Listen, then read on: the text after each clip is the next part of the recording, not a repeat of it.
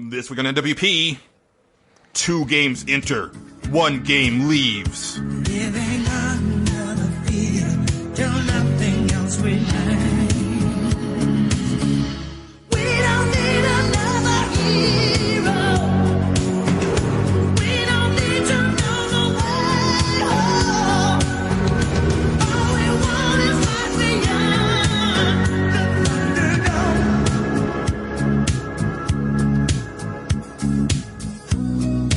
Looking for some. Hello everyone and welcome to Nerds Without Pants, episode 147. We cover everything while bearing it all. I am Julian. I'm joined as always by Patrick. Feel like I'm always here. Right? We just finished one of these. Yeah, I feel like I've been here. And joining us once again from the Clickbait Update podcast, we have Justin. I have a question, guys. Yes. Is it considered incest if you're a robot? I don't think that I'm prepared to answer. Like, I don't think that I don't think that I have the medical knowledge to answer that question. We'll circle back. Well, It's I mean, fine. if you're a Targaryen, no one cares anyway. Good point. I just feel like you should ask like a scientist about that. I just don't feel comfortable. I'll find some scientists and ask them. Yeah. You just have to get in the right culture if you're thinking about that. Some cultures are happy about it. They encourage it even. Right. North Korea. All right, this went to a really weird place really fast. Oh damn, we're on some new lists already. Yes, well, that's all fine and good. Before we get started, just a couple little housekeeping things. Tonight is the first edition of Video Game Cage Match, so look forward to that in the final segment of the show. But also, this is the second episode in our first edition of the Great Game Giveaway for your chance to win either a copy of Kingdom Hearts 3 or Resident Evil 2 Remake. Just a couple things about the contest. I've had a lot of people enter. Thank you guys. Keep it up. It's been awesome. One little snafu about the Facebook thing, which actually is kind of encouraging because it means Facebook is actually doing its job. I haven't been able to see who's been sharing the Facebook post because of security setting or privacy settings. So if you could do me a favor, when you share the post, from Facebook, just throw a comment into that post saying that you shared it. That way I'll get that notification and I can add you. Cause I want to make sure that you're getting all of your entries in. Because I think I have like 8 Facebook shares for the last episode, but I only have like 2 names that I could see. And then one person comments and it's like, okay, we need to fix this. So you can still go back and comment on that post, but then also going forward for the show post on Facebook for this episode, just throw a little comment saying, hey, shared it. And I'll add you to the list. We've had, as far as I know, 2 people do all 3 entries, for the first episode. So they're well on their way to getting the entire Infinity Gauntlet, for this contest. Wow. If you haven't done all 3 yet, you can still do it. Retweet last episode's post. Give us the secret code phrase in DM form. And, you can share the Facebook post and that'll get you your 3 entries for last episode. And we have another secret code phrase coming at you this episode. Patrick has the phrase, which he can throw out any time. Yeah, if I do my job right. Yeah, hopefully he won't forget. I don't want to have to do like a record scratch at the end of the episode and say, oh shit, wait, here's the phrase. But hopefully it'll just be nice and organic and everything. But we'll see. Yeah, we'll see. We shall see. I think that's going to do it, for all of that preamble stuff. So why don't we jump into stage select, guys?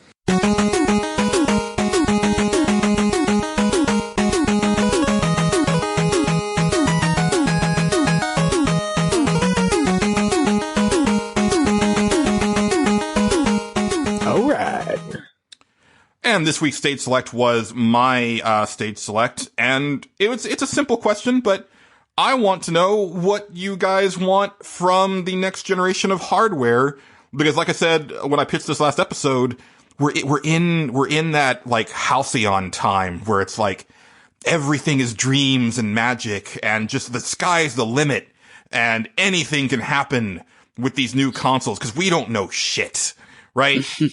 there's not even really rumors. The rumors are just clear fabrication or what have you. So, you know, we're in uncharted territory. I think this is right before GDC happens. GDC is probably where we'll start to get some actual information, or at least some leaked type stuff. So this was like the perfect time to do this. Mm-hmm. So yeah, Justin, like, you know, why don't we start with you? And we'll, you know, this isn't like a list or anything like that. We'll just kind of throw some stuff out and kind of talk about it, and then we'll get into listeners' comments. All right. So the thing I want to see for next gen consoles is game streaming, which is kind of weird and like has been.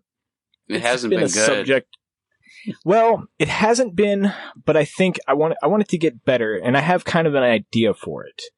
So I'm not really thinking of like, hey, you stream the entire game all the time. I actually want something more like a service. So like with your Xbox like Gold or your PS Plus or whatever you have, what I'm thinking is what would come with that is like almost this ability to demo games just by streaming them. So you can play a good half an hour of a game, half an hour to an hour, however they want to do this, and you can stream it. Now, it might not be like the best quality, and not everybody's going to be able to utilize this sort of thing without internet and so on and so forth, but it's just a bonus. Most of those people won't have like PlayStation Plus or Xbox Gold anyway. You know, it's just a way to try out games. There are a lot of games on these stores that I would really like to try, but I don't know what they are. Right. And their descriptions or their videos or whatever aren't exactly clear on what the game actually plays like. And just being able to play it for a short amount of time would be great. Like, and knowing, you know, it may not be the greatest version of the game because you're streaming it, is fine because you'd still get an idea of what that game is, and then you could make a purchase or not make a purchase based on that information. And that's kind of what I would like to see next gen. So yeah, I think it'd be really cool. I would take that one step further and say, hey, why not be able to, and I mean, obviously they would have to have some really good security on this so that you can't crack this, but why not be able to download the game, play it for an hour, and then have it cut off and say, hey, do you like what you're playing? You know, and then it takes you to the store to purchase the game or not. And if you say no, then it just deletes it from your hard drive. Right. That would be cool too. Yeah, because last gen, I mean, this wasn't with every game, but all of Xbox Live Arcade games, they were required to have a demo. That didn't apply to full-on boxed AAA games, but anything that came out on Xbox Live Arcade was required to have a demo, and that was super. Honestly, like, I have not bought hardly any of those type of games this generation because, like you said, Justin, it's like, what even is you don't this? know what they are. Yeah, you don't know what they are, and it's very unclear. Like, there's a few I've seen. I'm like, that sounds cool, but I don't know what exactly it is, and I don't want to pay like $10 to find that out. So, like, yeah, and, like, a Netflix-style thing is what, like, a lot of people talk about when they talk about game streaming. And I guess that would be cool for some people that can afford to do that and have the internet capabilities to pull that off. It'd be a nice little bonus. But I think this would be, like, a cool way to implement that so that people can just, you know, try these games and see what they are. It benefits really everybody. The consumer, the companies trying to sell these games. If your game's good, then you have nothing to worry about. Right. Because even the trailers are often lacking on the store, like at least for PlayStation. Exactly. Mm-hmm. Sometimes there aren't any, they're just screenshots, and there's 10 of them, maybe. Yeah. And on the PlayStation Store, like, it doesn't even go full screen. Like, it's like, why can't I see what this is going to look like on my TV? Why is this so tiny and artifacted? Right. Like, what's going on here, guys? Yeah, you're buying in the blind, and, like, you're not going to sell games that way. Like, if nobody plays that game, like, doing this will just help out a lot. It'll sell a lot of, like, these littler, smaller titles and make them more popular. I feel like they've even done worse with what they had. Like, at the beginning of the last generation, I remember they even had this service there, like, this video that would come in once a month called Core or something, and they'd have, like, trailers and stuff of things that were high quality, but then a woman would be talking about it or something, and it'd be, like, super stylized. So there wasn't that much content, but at least, like, you'd see a few new things. They don't even do that anymore, but, like, versus a Steam type interface on the PC where there's price slashings all the time. You always get like a good trailer to see, then like the good screenshots, and like it's, I don't know, easier to find other stuff on the internet as well on the PC. It just seems like the services there are like way ahead of what we got on the consoles. Yeah. And that brings me to one of the things that I want. I mean, there's definitely a bunch, but they need to get their stores in order. Yes. So, and I don't know why no one has seen this as a problem, but they need to separate friggin' DLC and microtransactions from actual games. Because if you've ever tried to search for the new game that came out this week on like the Microsoft Store or the PlayStation Store, you gotta wade through all of this NBA 2K19 currency and Neverwinter Nights upgrades and probably Rock Band songs, even though I don't even know that's still a thing anymore. Like, it's just Rocksmith. did I say Rocksmith or Rock Band? You said Rock Band, but Rocksmith, I'm sure, would be around. And by the way, like PC gets sales on that all the time, and PS4 never has within the life cycle of the PS4 game. Like, I can't believe that. That's one thing I want, but like, why? Better pricing in the stores is a must, but specifically just being able to sift through that stuff. Like, there are people who are going to want to find those microtransaction bits and those DLC bits. That's fine. Put it in a different bucket. You could do game, DLC, and then, or whatever, or in-app purchase stuff, right? Like, separate them out into those three categories, because I bet the people who are looking for DLC also don't want to wade through NBA 2K currency, right? Right. Yeah. And you should also check if I have the game even. Right. Yeah. Yeah, that would be nice. Do you have this problem on Xbox as much? Yes. As PlayStation 4? Really? Yes. Because I don't have that issue on there because they have like a separate tab for it. But is that new? Because every time, I've seen it more on the Xbox because I buy most of my digital games on the Xbox. Right. See, well, when I search for games, I always go to the game tab, hit the games, and then all the new games will show up and they go in order of release. And then there's a separate tab that says add-ons, and that only shows me add-ons. So I haven't had to look in a little bit, so maybe that's like that was in the November update, because definitely the last time that I did it, it was still like, oh, let me see what new games came out recently. Right. And it's like, yeah, so here's like, you know, X, Y, and Z new game, but then also Neverwinter Nights stuff and NBA 2K stuff and DLC and all that shit. And it's like, PlayStation 4 was like notorious for that. Like they really did that badly. But like Xbox, that might be new and I just didn't even notice, but I know they have that separate a little bit at least. So like one thing I think that we should just like get out of the way, which I think is obvious, backwards compatibility, right? Yeah, there's people who say like backwards compatibility isn't all that important because, you know, it really like only for the first like 6 months or so are people really concerned about playing their older stuff, and then they're into the new ecosystem, they're buying new games.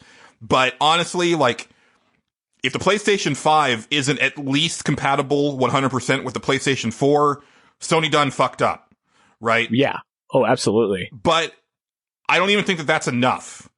I think that both systems, because like, okay, so Microsoft has done a wonderful job of bringing backwards compatibility to the Xbox One, not just like continually building the library, but they do some work to those games. Justin, I know you haven't. I know you have an X. Have you messed around with like Xbox original games or anything? They look amazing. Yeah, they up-res them and it's really nice. Like, it's and they really load nice. Fast and yes. Oh, it's great. 360 games like The Witcher 2. I mean, it doesn't look as good as The Witcher 3, obviously, but it looks like a low budget Xbox One game instead of an Xbox 360 game. Yes. Like, that's pretty amazing. But I wanted to continue to do that type of work on these older games, but also, if all of the games that I have on my Xbox One X right now don't automatically carry over to the next Xbox, then Microsoft done fucked up too. That's not fair. I don't see Microsoft fucking that up. I think Microsoft has realized because of this Xbox 360 stuff, backwards compatibility that they've been doing, that it is an important thing to people and people do want this. PlayStation still has to learn that. Well, and also PlayStation is dealing with a tricky architecture, so I understand that. I was just going to say that. Yeah, PlayStation 3 was notoriously hard to program for. And PS2. Yes, and PlayStation 2. But I believe I could be wrong. the PlayStation 4 right now has a legit emulator for PlayStation 2 on it. It's just they lock it down unless you buy, and only works on certain games. I could be very wrong about that, so no, don't hold me to it. But I think that's a thing. But there's only certain PlayStation 2 games that you can buy, which makes sense. There's only certain 360 games that you can buy from Microsoft, right? But again, it's like, I think it helps everybody. Like, not only because they make those games purchasable on the store.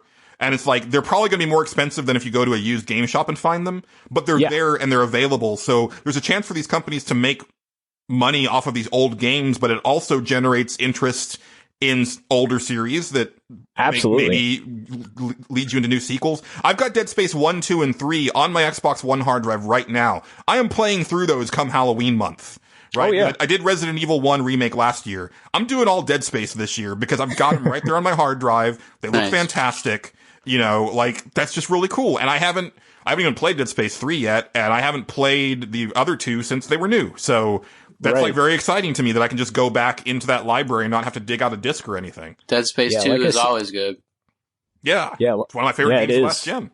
Yeah, like I said, I don't think Xbox is going to fuck that up. I think they know what they have to do. At least I believe they do, because I think they learned that this generation, that this is what people want. And PlayStation is going to be the ones that, like, if they come out and the PlayStation 5 has, hey guys, you can play PS1, like all the PlayStation TV stuff and Vita stuff is in there, and we're building the PlayStation 2 library up, and PlayStation 3 library is coming too, and all your PlayStation 4 games will play on PlayStation 5, they will crush it. Yeah. Like, that is so many games that they will absolutely crush it. As far as the architecture goes, though, the way that they should be doing that is, like, just adding more cores to what they already have. Because people, especially developers, I've been hearing say, I just want more power, and, like, that's all I want from, like, the next generation, so that they don't have to learn a new way to program. They could just build on what they have, and they can also, build on the PS4 games that they have and have PS5 games that are just more powerful. They don't really have to reinvent the wheel with a new engine or anything like that, or a new CPU. They can just have something that has more hertz. Yeah, well, and that's what's been great about the PlayStation 4 is that that was the first system where Sony was like, okay, we're going to do things like other people do it, and it's going to make things a lot easier for developers.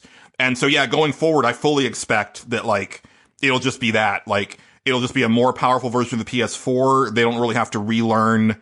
They don't have to relearn everything that they did from the last generation, like they did for PS1 to PS2, PS2 to PS3. Right. But Justin, yeah, if what would really get me is if they said 95% of the libraries of PS1 through 4, well, PS1 through 3 are compatible out of the gate. Yep. Just pop in your disc and it goes. Oh, me too. Oh, but then also, like, we're continuously re-releasing these games digitally. So, like, I mean, on one part, it would possibly hurt, like, the indie game stores because, like, some of these games may go down in value if you can just get them digitally. I don't think that's really the case because I think people who collect still want those physical discs. But, hey, if all of a sudden, like, I can go back and revisit Hurdy-Gurdy on the PlayStation 2. I don't know why that's the one that popped into my head. Or, like, Suikoden 2 on the PlayStation 1, which is a notoriously expensive game that was never released on PSN. And it's on Vita. You can play it on Vita. Yes, it absolutely is. You can play it on Vita. Vita's the greatest. It is. Suikoden 1 and 2 are both on Vita. I think I have both of them. But yeah, like, exactly that. Silent Bomber is one of the most expensive PS1 games. It's this really quirky, like, action game that's really cool, but it's not worth the, like, $300 that it goes for. But if I could, like, buy a digital copy of Silent Bomber, I'm there. Because I would love to play it again. Yeah, and Suikoden like I said, for a lot. I got the first one, but the second one is the one. Yeah, second one's crazy expensive. And yeah, that library is there. That's what I mean. Like, they have, like, a great PlayStation Vita library. Nobody ever sees it now because that thing is dead. Right. But, like, it's there. Just put it on this thing, man. It'll be great. Like, I'll play the shit out of that. So, I want to play Radiata Stories. Nobody's ever heard of that. It's probably terrible. That, yeah. Okay. Patrick, you've been a little bit quiet. What are some of the things that you've been hoping for these next consoles?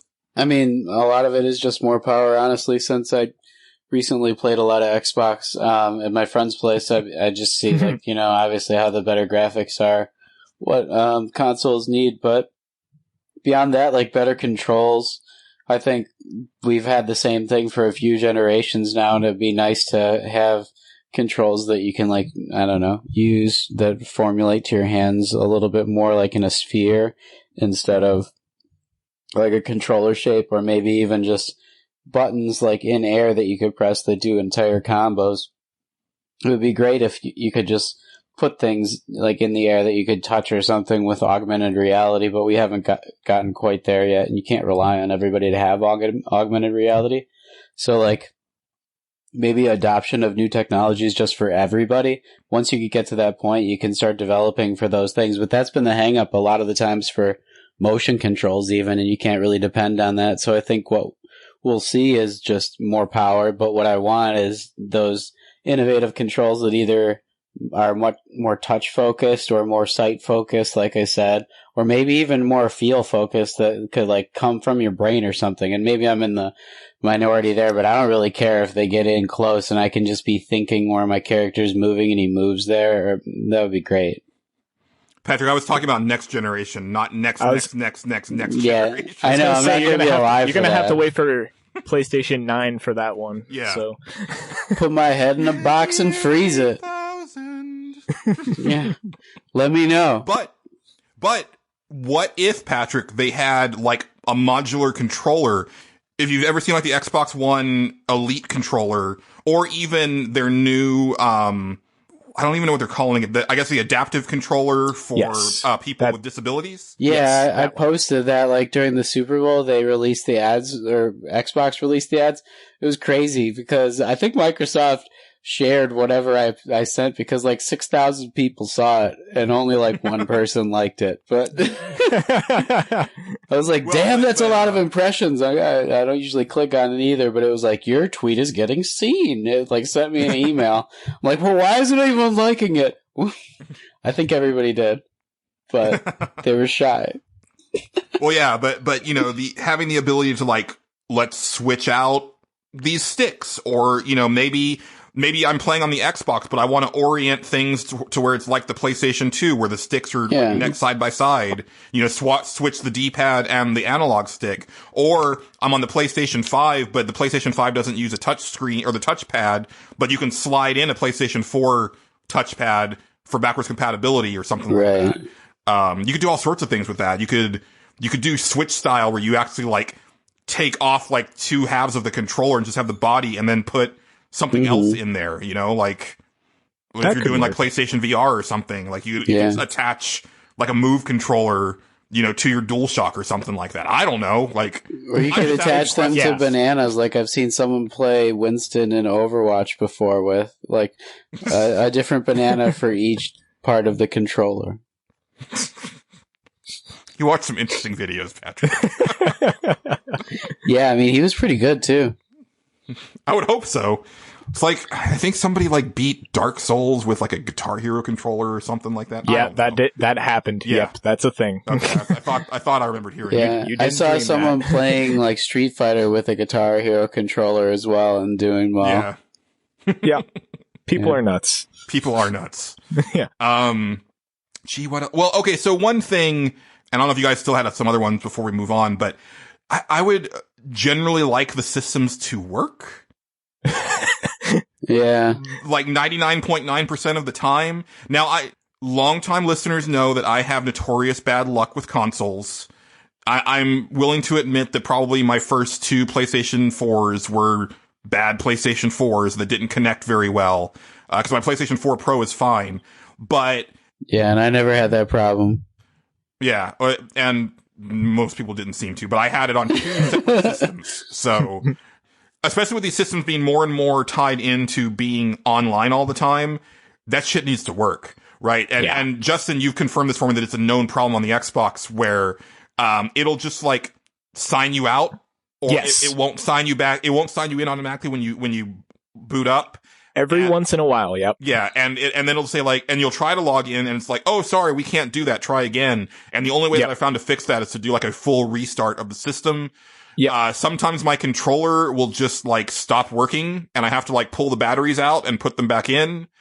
And then the PlayStation 4 is still kind of slow when it comes to downloading stuff. Like even the Pro still has those issues. Like that's more of an infrastructure thing, but these things need to work. Yeah. I think they'll get there eventually. It's, I know one of the big problems I have with that stuff is like Xbox, every now and then will just like take forever to start a game. And like, then sometimes it just won't start. You're like, I haven't experienced that yet. It's kind of scary when it happens too, because you're just like, okay, that should have worked and it didn't. So what do I do now? And then like, you'll go back. It's like, maybe like sometimes I'm like, maybe I was just thinking too fast for it and tried to start up whatever game I was playing while it was still thinking or something. I don't know. I'm weird, but like that seems like a weird problem. And the game startup time, I think that's one thing. I believe I heard somebody, I want to say it was Arthur Gies, talk about it, where they're really working on that. You hit that button and that game starts like instantly. Like they're really working on stuff like that. Yeah. So that would be fun. Yeah, I mean, it kind of brings up like maybe just like let's make good on some of the promises that were made to us at the beginning of this console cycle, right? Yeah, right. Remember how Sony said that we were going to be able to like preload the games and then like start playing while it was installing the rest of the thing? Yeah. Yeah, that didn't actually happen because anytime that it says it's ready to start, it's not ready to start. It just gets you to a title screen. Like, every now and then there's a game that will let you play it, but it's a very, very limited version of it. Like, I remember, I think, and this is weird, but it was one of the WWE games, let me play it before it was done downloading, but I could only pick 2 guys and I could only pick 1 match. And it was like a demo mode, and that's all it was until it downloaded. Yeah. So it was like, well, there's no point really in playing this, I guess. So I think, Persona and Pillars of Eternity, I think, had it, but maybe that's like newer games are trying to incorporate it somewhat, and I don't usually play them anyway by the time they're done. I just kind of have them going and go about my day and make sure that I've got some time, because if you're going over Wi-Fi, it'll take a little while. Yeah. Hitman 2 was real bad, where it was, because it was like, it was downloading everything piecemeal, but it was not ready to go until all of that stuff was downloaded, and it was like, and it was even downloading like Hitman 1 stuff, even though I didn't actually have like the thing set up to where it could play the old Hitman levels, but it was still downloading that stuff. And it was like, guys, this is, and you know, I know Phil Spencer had said in a Giant Bomb interview that they're trying to work on like making that better. But what if you could like say, like, okay, Justin, new WWE game comes out. Yeah. Say, I want to download the create stuff first, because that's going to take me a bunch of time. Exactly. So, that's, you know, while you spend 2 hours making your first wrestler, the rest of the game is downloading the background. And then once you finish that wrestler, hey, now I can actually play with him. Right. Right. That would be really cool. Or it's like, that would be great. You know, I don't care about the multiplayer, so you can download that last, you know, like just give me the single player campaign. Yeah. Little things like that I think could be really cool. It would be great.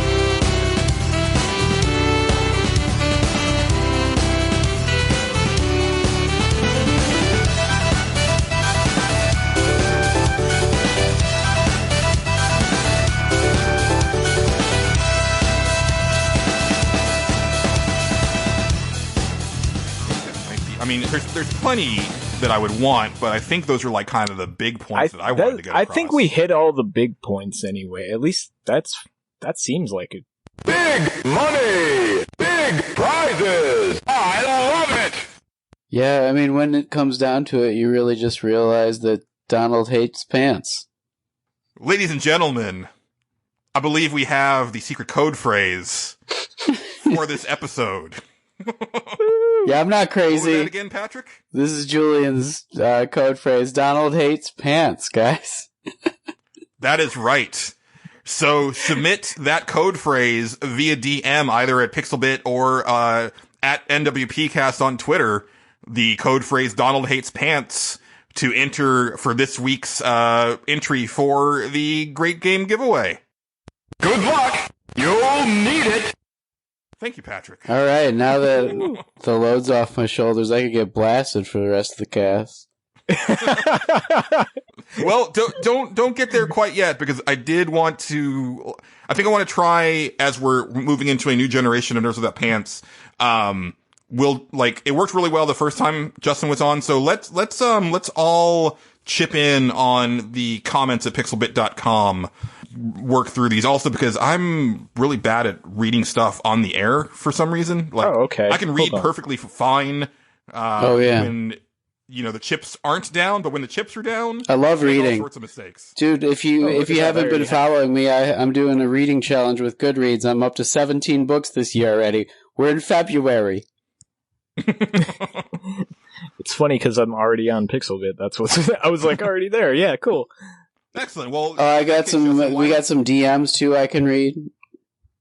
Cool. Okay. Justin, why don't you hit up Superstep's comment over at pixelbit.com. All right. For his stage select. My boy Superstep, he says, next gen improvements, VR that basically looks like AR, native 8K, flying cars and shit. Okay, hold on. He has this all in caps. I should yell it, but I'm not going to. I'm going to read this in a voice. Continuing the trend of using a lot of colors. Okay, that's how I read that. Most of all, I want exclusivity to end. All games from the past, present, and future to be downloadable on one platform, and we'll just choose the best or most affordable hardware from there. This is a pipe dream, but I can dream. Yes, you can. Did Dennis Dyack hack Dream. Superstep's account and make that? Because that sounds like the one console future, my friend. Yes. That's a deep callback. There's not that many people who got that just now, but it made me happy. Yeah, man, the thought of 8K just terrifies me, because I really like my TV, and I'm not ready for another jump in resolution. I'm good. I'm good with 4K for a really long time. I don't see it. I don't see it for next gen. It is a thing right now. Like Sony, or not Sony, Samsung has an 8K TV, and you can buy one for the low price of around $5,000. So yeah, I don't see this being affordable soon. It may be one of those when it starts to come down in price and 4K becomes everywhere, kind of how it's doing now. It may be something that people start to okay, hey, maybe we make a PlayStation 5 Pro or an Xbox One 2X, or I don't know how they're gonna do that one, but maybe they make another console for that just to satisfy that need. Because I can kind of see this incremental better console thing becoming permanent. I don't see 100%. This going away. Yeah. So maybe that's what happens with it, but outside of that, I 8K is a lot, and I mean 4K, okay, 4K right now is a lot, and in fact most of the 4K textures and stuff are way too much for a console to actually generate. You would run out of VRAM so fast if you had full 4K textures a lot of the times. 8K textures is just your console would burn in a super fire at that point, because it would just not be able to handle that.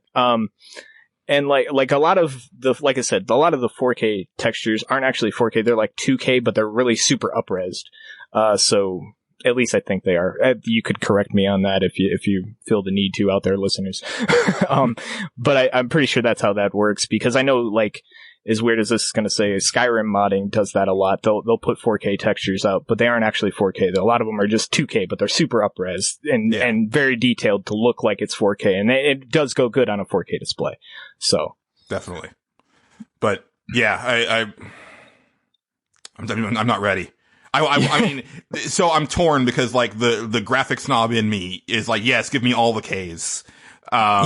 You know, and all the ray tracing and everything, but then, you know, the wallet part of me is like, no, like, you know, I spent a lot of money on this TV 3 years ago, and I bought it, you know, with the intention of keeping it for 10 years minimum. So.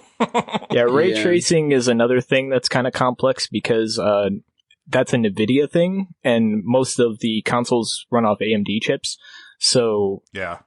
It gets a little awkward there. Like, I'm not sure how that technology works. Maybe AMD can kind of, you know, come in and do something with it. But really, like, everything I've seen of ray tracing, I was like, so what? I don't really care. Really? Oh, cause I watched the, one of the ray tracing demos from NVIDIA, and I was like, oh, I guess things can still look a lot better than what we have now. Because I liked it a lot. Holy shit. It's not bad, but like for the price point that technology is at, it's like I'll live without it. It's fine. Like, and becoming like, and putting out an affordable console, like, especially if like, I guess they're, you know, new consoles are expected kind of like what, 2020 somewhere, late 2020, 21 maybe. Yeah. I don't see that price point coming down anytime, and for them to make a $400 thing that you can buy, that anybody can buy, I do not see this technology coming to a console. I honestly feel that they're both coming out at 500. Yeah. Possibly higher, but I feel at 500 maybe is a couple different versions. Maybe, yeah. 500 seems reasonable for a launch, like, I think. I think a lot of different technologies are getting more gigabytes or fewer gigabytes, so like they could bring down the price $100 or more or less RAM, at least on phones. So they probably would do it this time with consoles. Yeah, right. Or and you know, like maybe one of them comes with like a solid state drive, you know, with like more memory, but the cheaper one is like just a basic hard drive that's like half the SSD would be real nice for consoles. That would be. Oh man, that would be just a dream come true. Like, just to have that and make everything boot so much faster would be great. Yeah, so it's really fast for my laptop. Oh yeah, this PC runs off of pretty much an SSD, and it's great. Well, Patrick, why don't you take Xrian's stage select? He's next up on Pixelbit. Okay, so for stage select, he says, next-gen features. I think next-gen should let us use old controllers and be completely backwards compatible with this current gen. I like more mod support like PC. I know Xbox dabbled with this in Fallout 4, but I don't know if anything else has. I personally wouldn't mind some kind of upgrade kits. Make it very simple so those who want to avoid PC-type maintenance can get by with practically no issue. It should be easy as changing tapes in a VCR, like the N64 expansion pack. That was fun. Got you to play Donkey Kong, but yeah, I don't know. I wonder what the percentage of people that upgrade are. So it's got to be really easy, like iPhone easy in my opinion. But yeah, we talked a lot about what Xrian already says, and those are, it seems to be kind of consensus opinions. Yeah, and you had brought this up when I pitched this stage select last episode about wanting to have like a modular system where you can upgrade. And I resist that idea just because like I feel like it's getting too close to PC gaming. Yes. But honestly, like, yeah, like we just talked about like SSD, like if you could just like swap in like a, you know, I mean, I know you can do that now, but it doesn't really like work 100%. Like it's not really like it doesn't really work like it would in a PC, but you know, if Microsoft or Sony is like, hey, we have like our branded SSD that you can swap into our new system and we know it's going to actually load all of these games faster and blah, blah, blah.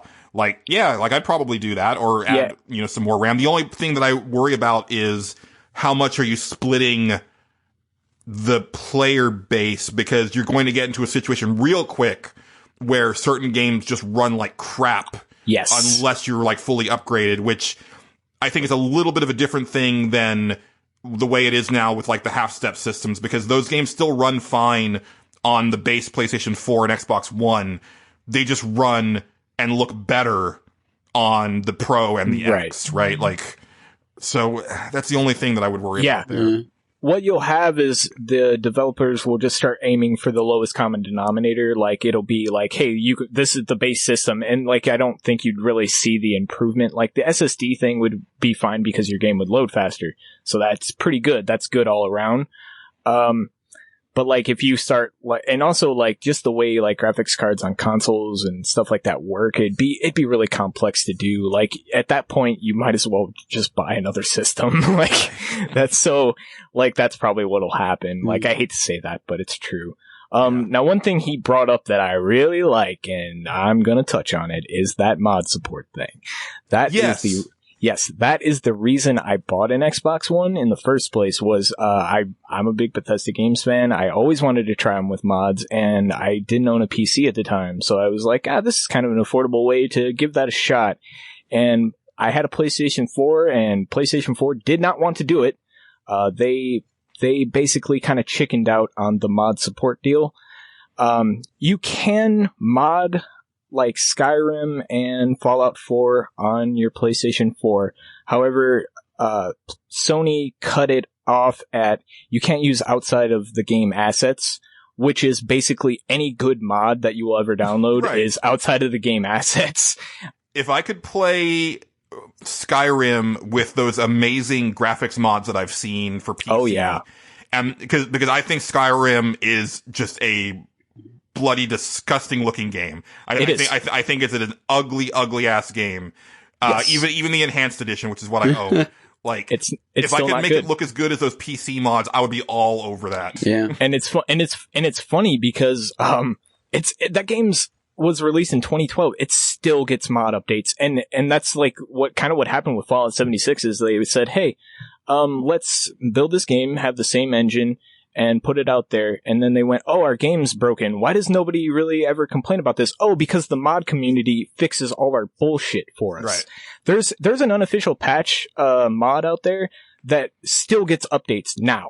Like, they're still updating to fix all the bugs in Skyrim and Fallout and all this other stuff. Like, that's crazy. So, but yeah, like, things like that, like, and I would love to see this too. Like, the thing is, it's going to be hard to get Sony to play ball with that because they're really afraid, and this is a real thing.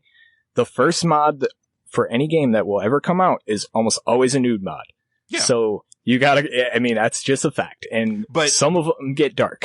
Right. But the thing is that like, you are opting into that. Yes. You know, like I think I don't know, I'm pretty sure I've said it on record on the show that I have always disagreed with Grand Theft Auto San Andreas getting slapped with the adults only rating after the hot coffee incident. Right. Because those were assets that didn't make it into the full game. You had to hack it into it to see that stuff. So to me, it's like that you were doing that of your own volition. You had to go out of your way to do it. It didn't make any sense. Yeah. And like, on PC, it's the Wild West on mods. Now on console, you still get a lot of the PC stuff, but it's a little bit dumbed down, and Bethesda is really good at maintaining it. I don't know how good they are now. They were really good about it before, but like something with like a nude mod would come out, and like, cause it'll sneak on there. You can put them on there and like, it'll be up for like a day, and then somebody will catch it and it gets taken down. Right. So they're really good about that, or at least they were. I don't know how they are now. But yeah, like, that's the thing. PlayStation's probably not going to play ball because they're super afraid of that. The ERSB or little Jimmy seeing boobies and getting all fucking weird about it. They don't want that, so they're going to not do that. But I can definitely see Xbox going, hell yeah, you can mod your games, fuck it. Yeah. Just, as long as you moderate it, it's fine, because they seem real cool with Bethesda doing that. And it, like I said, it got me to buy an Xbox One, just this one thing, because it was a thing I always wanted to try. And now I do it on PC, and my Skyrim looks so on point right now. And you've got, of course, that, Macho Man Randy Savage. Macho Man Dragons. Yeah, of course. You better believe. Chun-Li costumes. I got all that. Well, next up is Transmet 2033, who says, the only thing I want from the next gen, better frickin' digital stores. The PSN sucks, the eShop sucks. No idea about the Xbox, but I assume it sucks.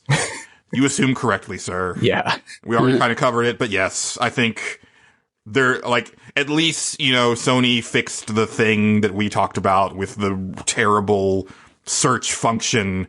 Yeah. But still.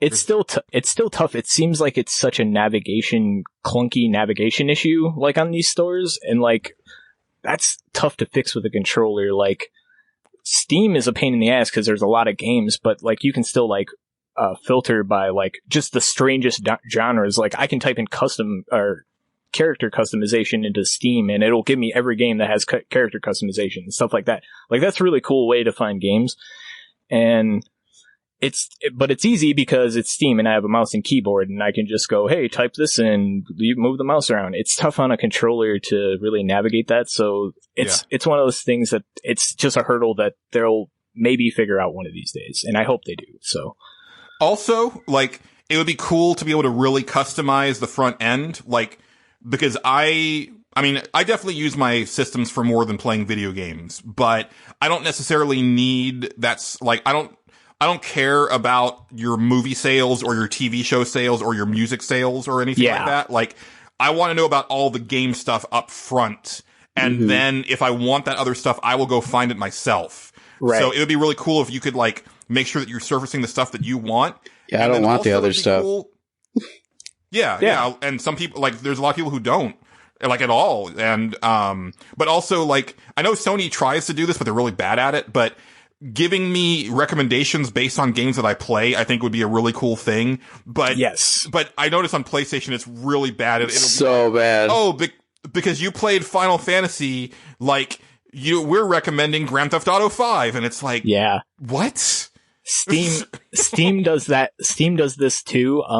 They will recommend you games, and actually they give you like a queue that you can go through, and it's like, hey, this is everything we took into account, everything you've been playing. Here's a list of stuff you might be interested in. Every now and then I look through it, I'm like, that actually sounds pretty good. Like, I'll try that. Stuff that way. Yeah. Well, Justin, we've got one last one over at Pixelbit from Night Driver. I will say that one thing I've really liked about the Great Game Giveaway is it's getting people to kind of come out of the rafters, and listeners who don't normally submit have been submitting some stuff. So why don't you handle this one for us? All right. Night Driver writes, I'd like the next gen of consoles to be seamlessly connected to PC and mobile content. I want to buy and play PC and mobile games on my console. I'm always missing great stuff on both those platforms because I primarily play games on console. Bridge the gap and I'll be happy. Okay, I have some thoughts about this because this is real tough. It's a tricky situation. It is. Now, I love his dream. I love this man's dream. Okay, I want to say that up front. But first of all, I want to say some of those games, no, you don't. You do not want to play them on console. Believe me, unless of course they integrate mouse and keyboard support on them. Navigating a menu on like a Civilization or something like that is a nightmare on a console. And believe me, you don't want to do that. Like maybe just buy a laptop that can play it or something. Cause man, like navigating some of that stuff, they are built around mouse and keyboard, a lot of these games. Like, even like The Sims 4, Julian, have you touched The Sims 4 on console? I'm curious as to how that plays, actually. Not yet. Okay. I bought it on a sale, and I really want to play it, but I haven't even finished Resident Evil 2 yet. We'll get into it in Consumption Junction. Resident Evil 2 is so good, though. I want to finish it. I'm 45 minutes into Resident Evil 2, and it scares the shit out of me. But anyway, so, like, even like The Sims 4, though, like, I couldn't imagine playing that on console. That's why I was curious as to if it controlled okay. Because, like, it's clunky as hell on there every now and then, because, like, you'll click on a thing and they will take the less optimal route. Now, I am running over, like, 4,000 mods on mine, so that might have something to do with it. So maybe take that with a grain of salt. But, and also my Sims sell drugs. It's pretty fun. He's got those nude mods and the robot incest mods all installed. We got it all. The Chun-Li mods. It's the Wild West. I do have a Chun-Li mod on there, actually. It's pretty cool. But yeah, like navigating some of these like menu-driven PC games will be hard. And also, as for mobile games, those are like a lot of those are built for touch controls. So if you don't have like a touch control type thing, that is going to be real tough to do.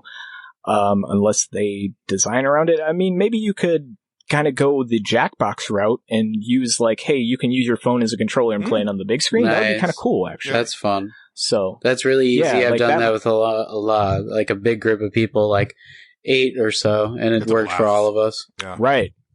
Yeah, Now, I could see that working. Anyway, go ahead. Well, my issue is that there's just so much garbage on the PC and mobile, and this doesn't really fall into hardware specifically, but it's worth saying is that one thing that I really want for them to do next generation is have way better curation on what is allowed on the platforms, because I don't know if you guys have paid attention.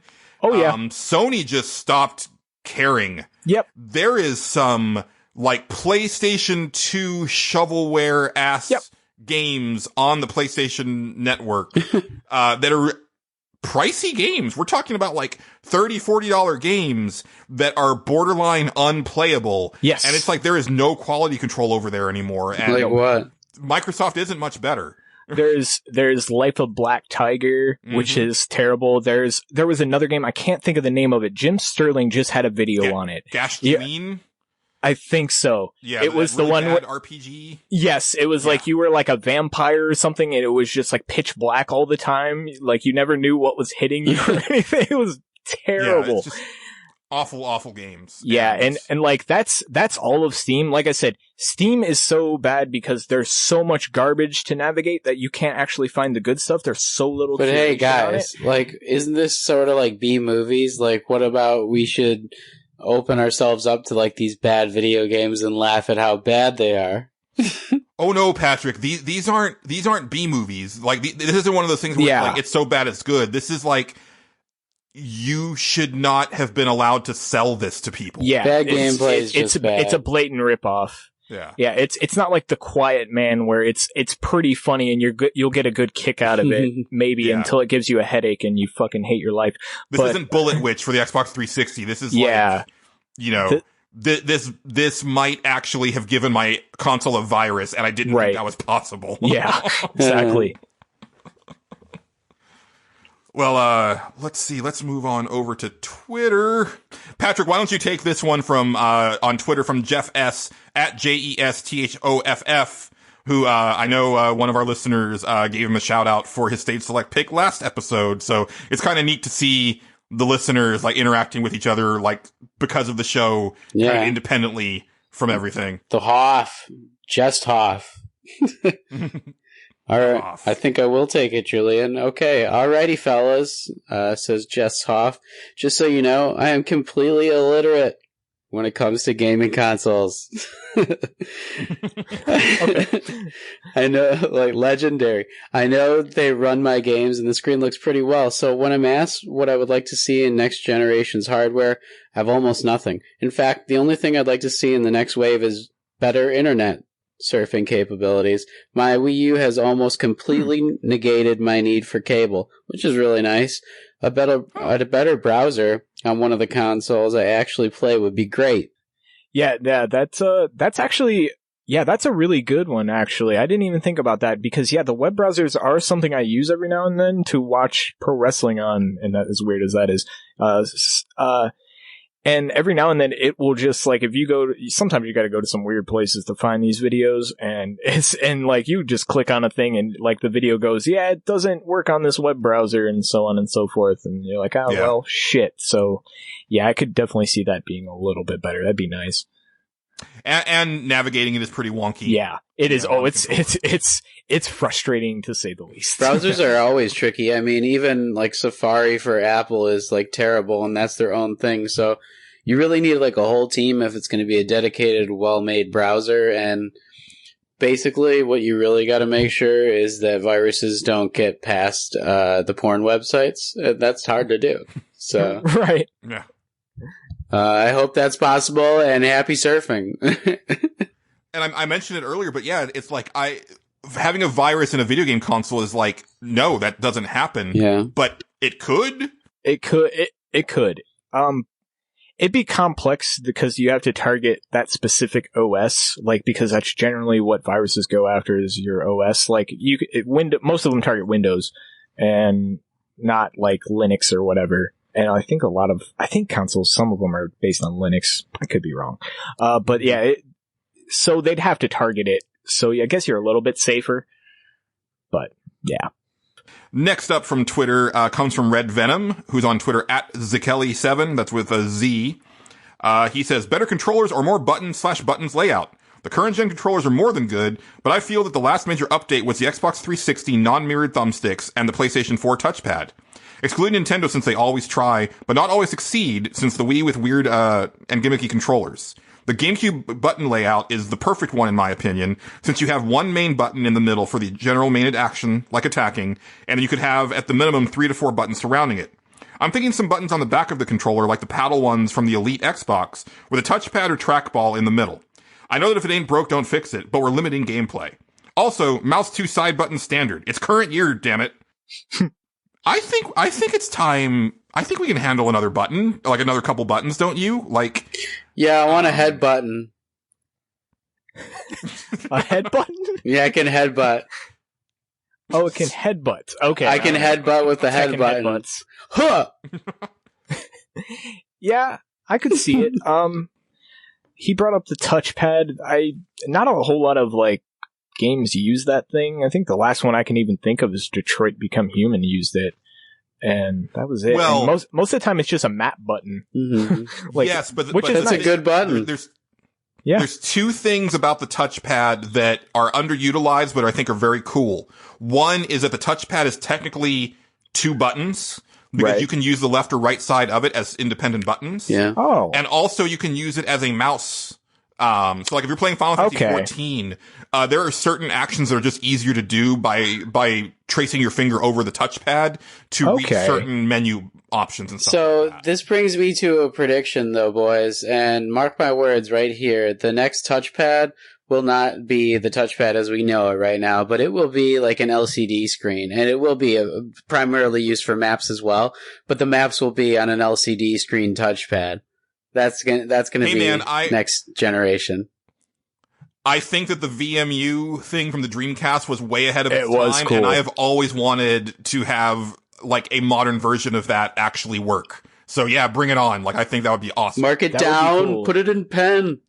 if they can make it affordable, that'd be cool. Like I'd be into Absolutely. it. Yeah. Yeah, I just think that they have to in order to compete with the Switch at this point.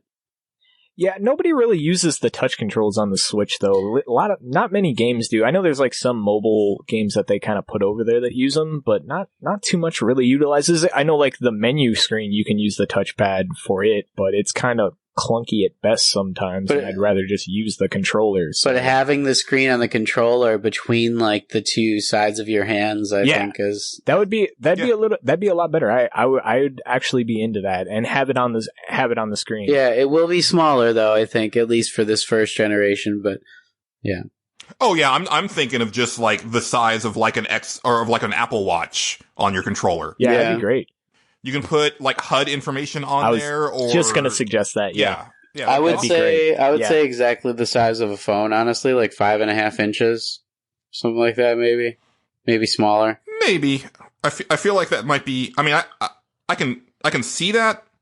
Yeah, no, that would work. That'd be fine. I think it would be good for the casual audience. Then you could like I don't know, have phone calls and stuff. Yeah.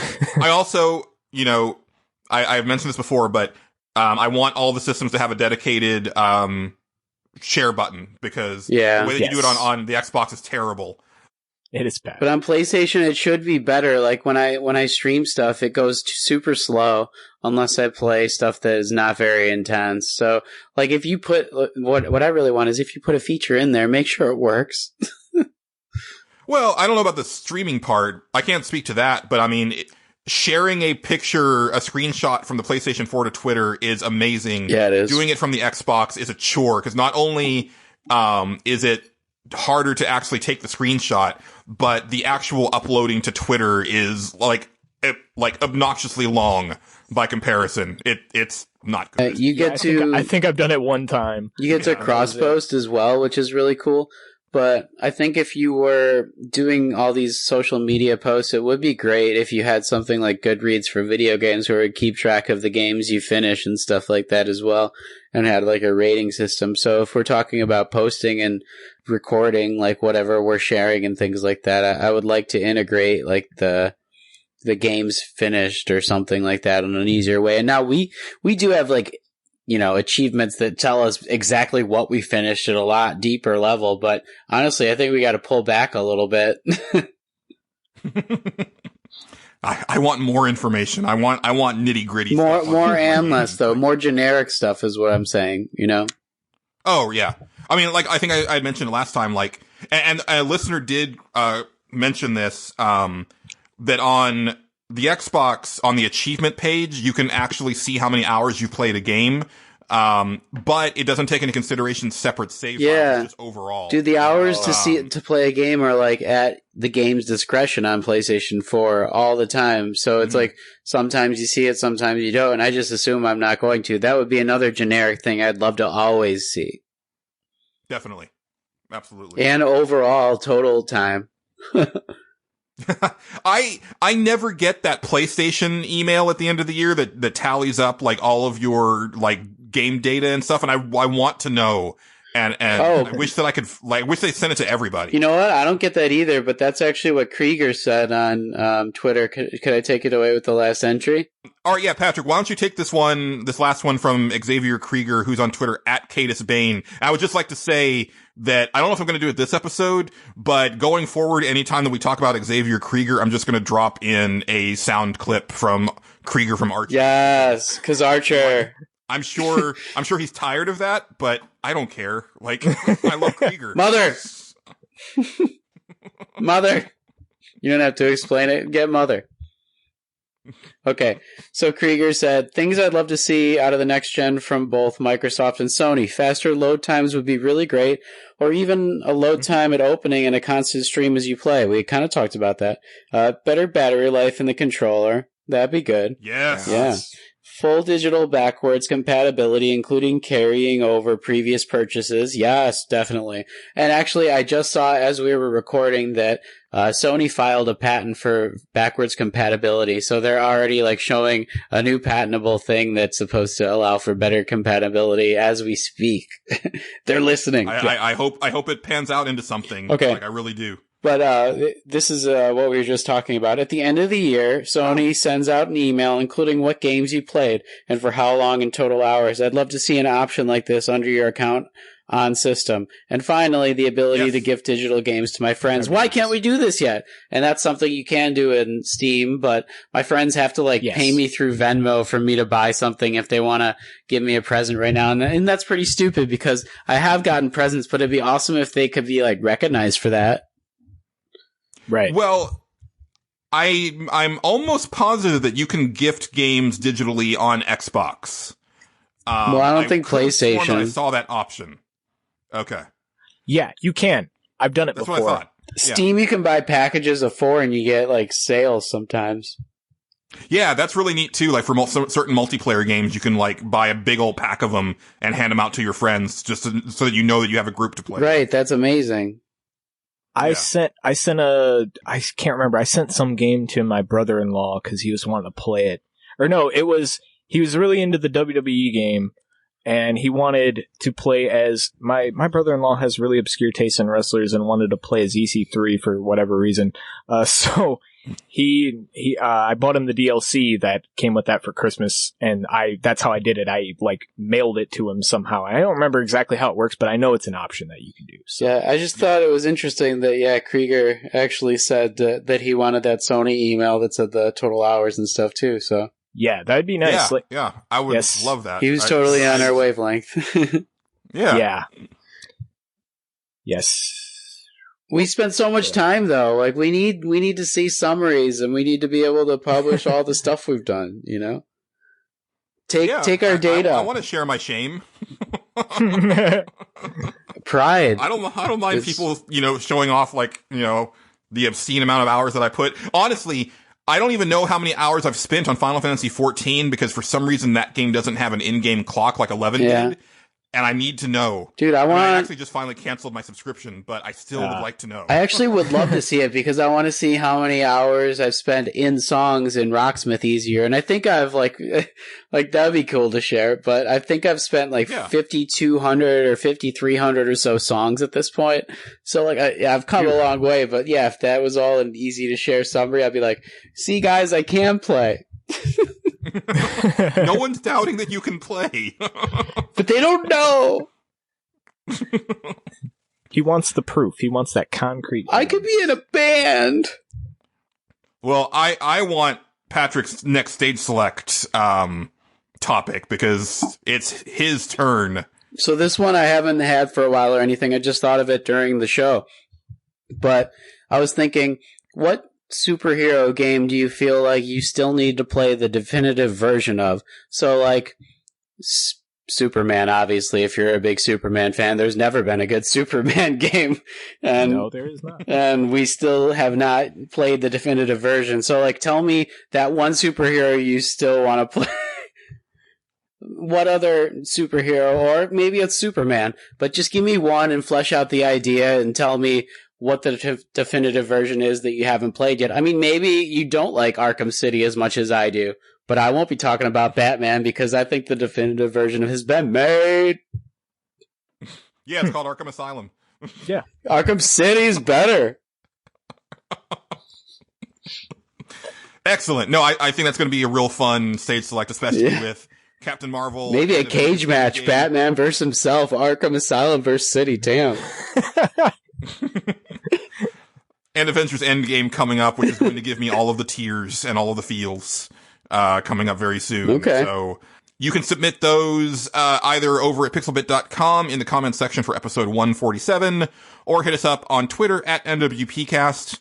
And we haven't really got a lot of people submitting to the Facebook page, but I'll still throw it out there. Facebook.com/NerdsWithoutPants podcast. Any of those venues will allow you to submit to Stage Select, but we'll just need those entries by 8:30 Central Time on March the 7th. And also don't forget that secret code phrase for the Great Game giveaway. If you missed it, go back and rewind and listen to it again, because this was a fun discussion. But that'll do it for Stage Select. Let's move on into Consumption Junction.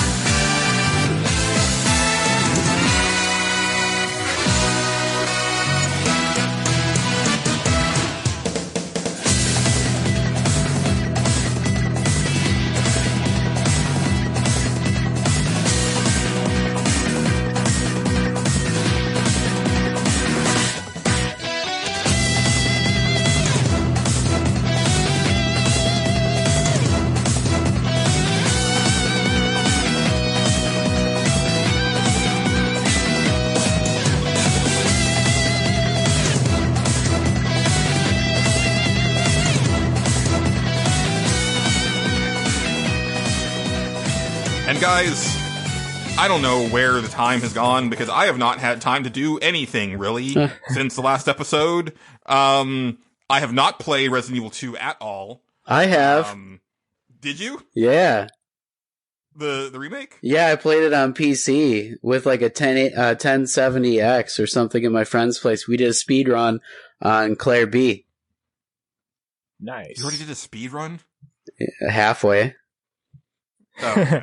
Yeah, but that's still good. That was like, we did it like an hour and a half. We got halfway through.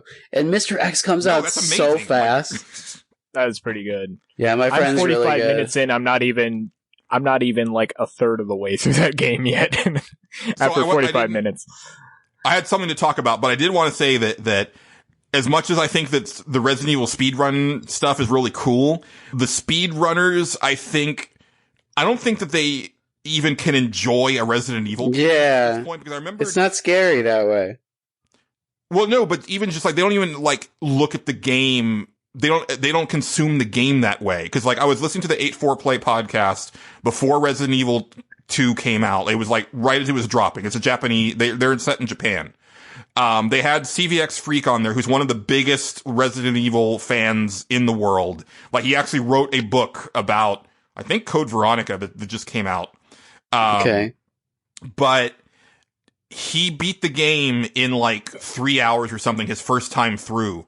And I'm like, you didn't even try to have fun. Stop and smell the roses on this. Like, you just were like, I understand how this works. I'm just going to exploit it right away and just like do it as fast as I can. And it's like, savor. Guys, you need to savor. Yeah. Like, some people, that's the only way you can play video games now, though. I mean, you forget that you're supposed to like escape and remember what it is to feel like you're actually in it. And you gotta like slow down and be that character and get scared. Yeah. The speedrunners took that demo that came out for it, learned all the rules to all the enemies beforehand, knew exactly like how many shots it took down to do this, knew where damage, how it implemented head, body, and all this stuff, knew like, okay, if I shoot a guy in the leg, I can just run past him really quick. Like, it's ridiculous watching some of those guys, but yeah. Like, playing it for myself, I went, okay, I've seen all this stuff. I know all this stuff. I know if I do this thing. And then playing it, I got in there because I am like a baby fresh eyes to this series. Yeah. Like, I don't play horror games, but this is a game that I enjoyed watching so much that I was like, I gotta at least touch it. I gotta at least play through it for myself and see what it's like. And once you're in there by yourself, you're like, okay, everything's out the window. I don't know what to do. And like, I got to that first, not the intro section, but the section right after it where you have to go under the little door. It's not really, spoilery, cause it's really early. With the medallions. You go under the door and you have to pull the guy out of the thing and he's all gross and, being very vague. But that's not the medallions in the middle of the, No. This is real early before any of that. And then you have to run back through that hallway and all the guys are jumping in through the windows and shit's going off. And, and I was like, okay, I know how to get through this. All right. I'm just going to take these turns. We get through this. And I ran head first into like two guys that tackled me. I was like, okay, well, this was bad. This just did not go how I thought it was going to go. And it was so much fun though. Like, I don't know if I'm going to handle Mr. X very well. If I get to that part, I really want to hear you handle I'm just trying to say, like, you gotta get through it fast before these mods come in with Mr. Sex and the thong and stuff. I mean, because then he's coming after you with no clothes on. I really regret not buying it on PC just to have the X Gon Give It To You mod, because that is super funny to watch. Because it actually takes into account the directional audio for him. Like, he'll be outside the door and the song is muffled on the out. It's funny. The PC graphics are so good too, though. The rain especially. It's beautiful. It's good on Xbox One X. It looks really nice on my TV. So. Yeah. And one thing that I just learned, which I thought was fascinating, is that Mr. X actually exists in the world. Yes. Independently of you. So it's not just like that he spawns in like 2 doors away or whatever. Mm-hmm. He is moving throughout the complex and on his own. So, and that's amazing. And also, again, like, dude, Dolby Atmos headphones. Like, you can hear him upstairs tromping around sometimes. Yeah. It's so cool. But that's not what I was here to talk about. One thing that I did eke out some time to do. Well, I saw Alita Battle Angel, which I might talk about if we have time. But I made a concerted effort to sign up to Xbox Game Pass specifically to play a little bit of Crackdown 3 because I wanted to be able to talk about it, because that's like, the big like Xbox exclusive of the year, really, until I guess Gears 5 comes out. I think that's due out this Christmas. But somewhere around there. I had to know, because it's just getting raked over the coals in reviews and everything like that. It's fine. Yeah. It's a perfectly cromulent game. It's fun. Like I played it for like 2.5 hours or so, and I was like, oh, these numbers are getting bigger. Like I'm punching these guys, and my melee's those numbers are getting bigger, and then I'm shooting these guys, and my firearms number is getting bigger, and then I'm collecting these agility orbs, and my agility like number is getting bigger. Like, all these numbers are getting bigger.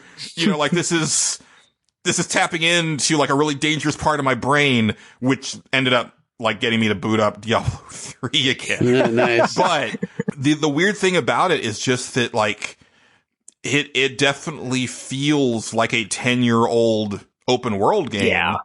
And I had said this on Twitter, but it really rings true, is that the game is fine. It's perfect. Like, it's perfectly playable. It's fun. It's got a really nice look to it. The weapons are interesting, but Saints Row 4 did all of this way better and with way more personality and more variety 6 years ago. Yes. And so I'm playing Crackdown 3 and I'm having fun with it.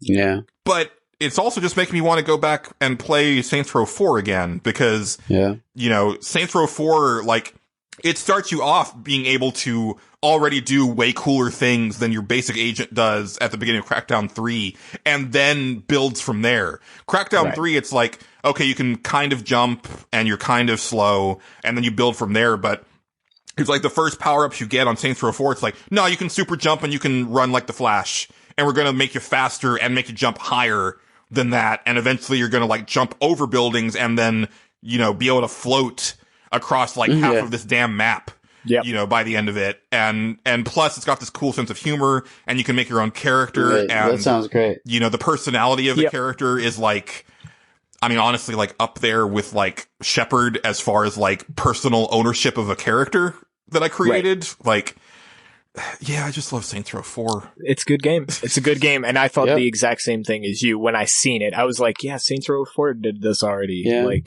I think that Crackdown 3 is mostly for the multiplayer at this point, right? I mean, isn't it more like Crackdown 1.5? I've heard the multiplayer is a little underwhelming. Well, I haven't played it myself. So I just think Crackdown people are going to want to play Crackdown, and so they made a new Crackdown for the new console, right? So, and it's a great game to have on your Game Pass to say, hey, you can play this for free. And like, I don't think it's a $60 game by any chance. I know it is, but I don't think it won't be very soon. That's what I'm getting at. But yeah, if it doesn't sell well, yeah, it won't be. But like, it's kind of in that same ballpark as the pirate game that I can't think of the name of. One Piece. Sea of Thieves. Sea of Thieves. Yeah, I'm just it's kind of in the same ballpark as Sea of Thieves. Anytime you say pirates, like, One Piece.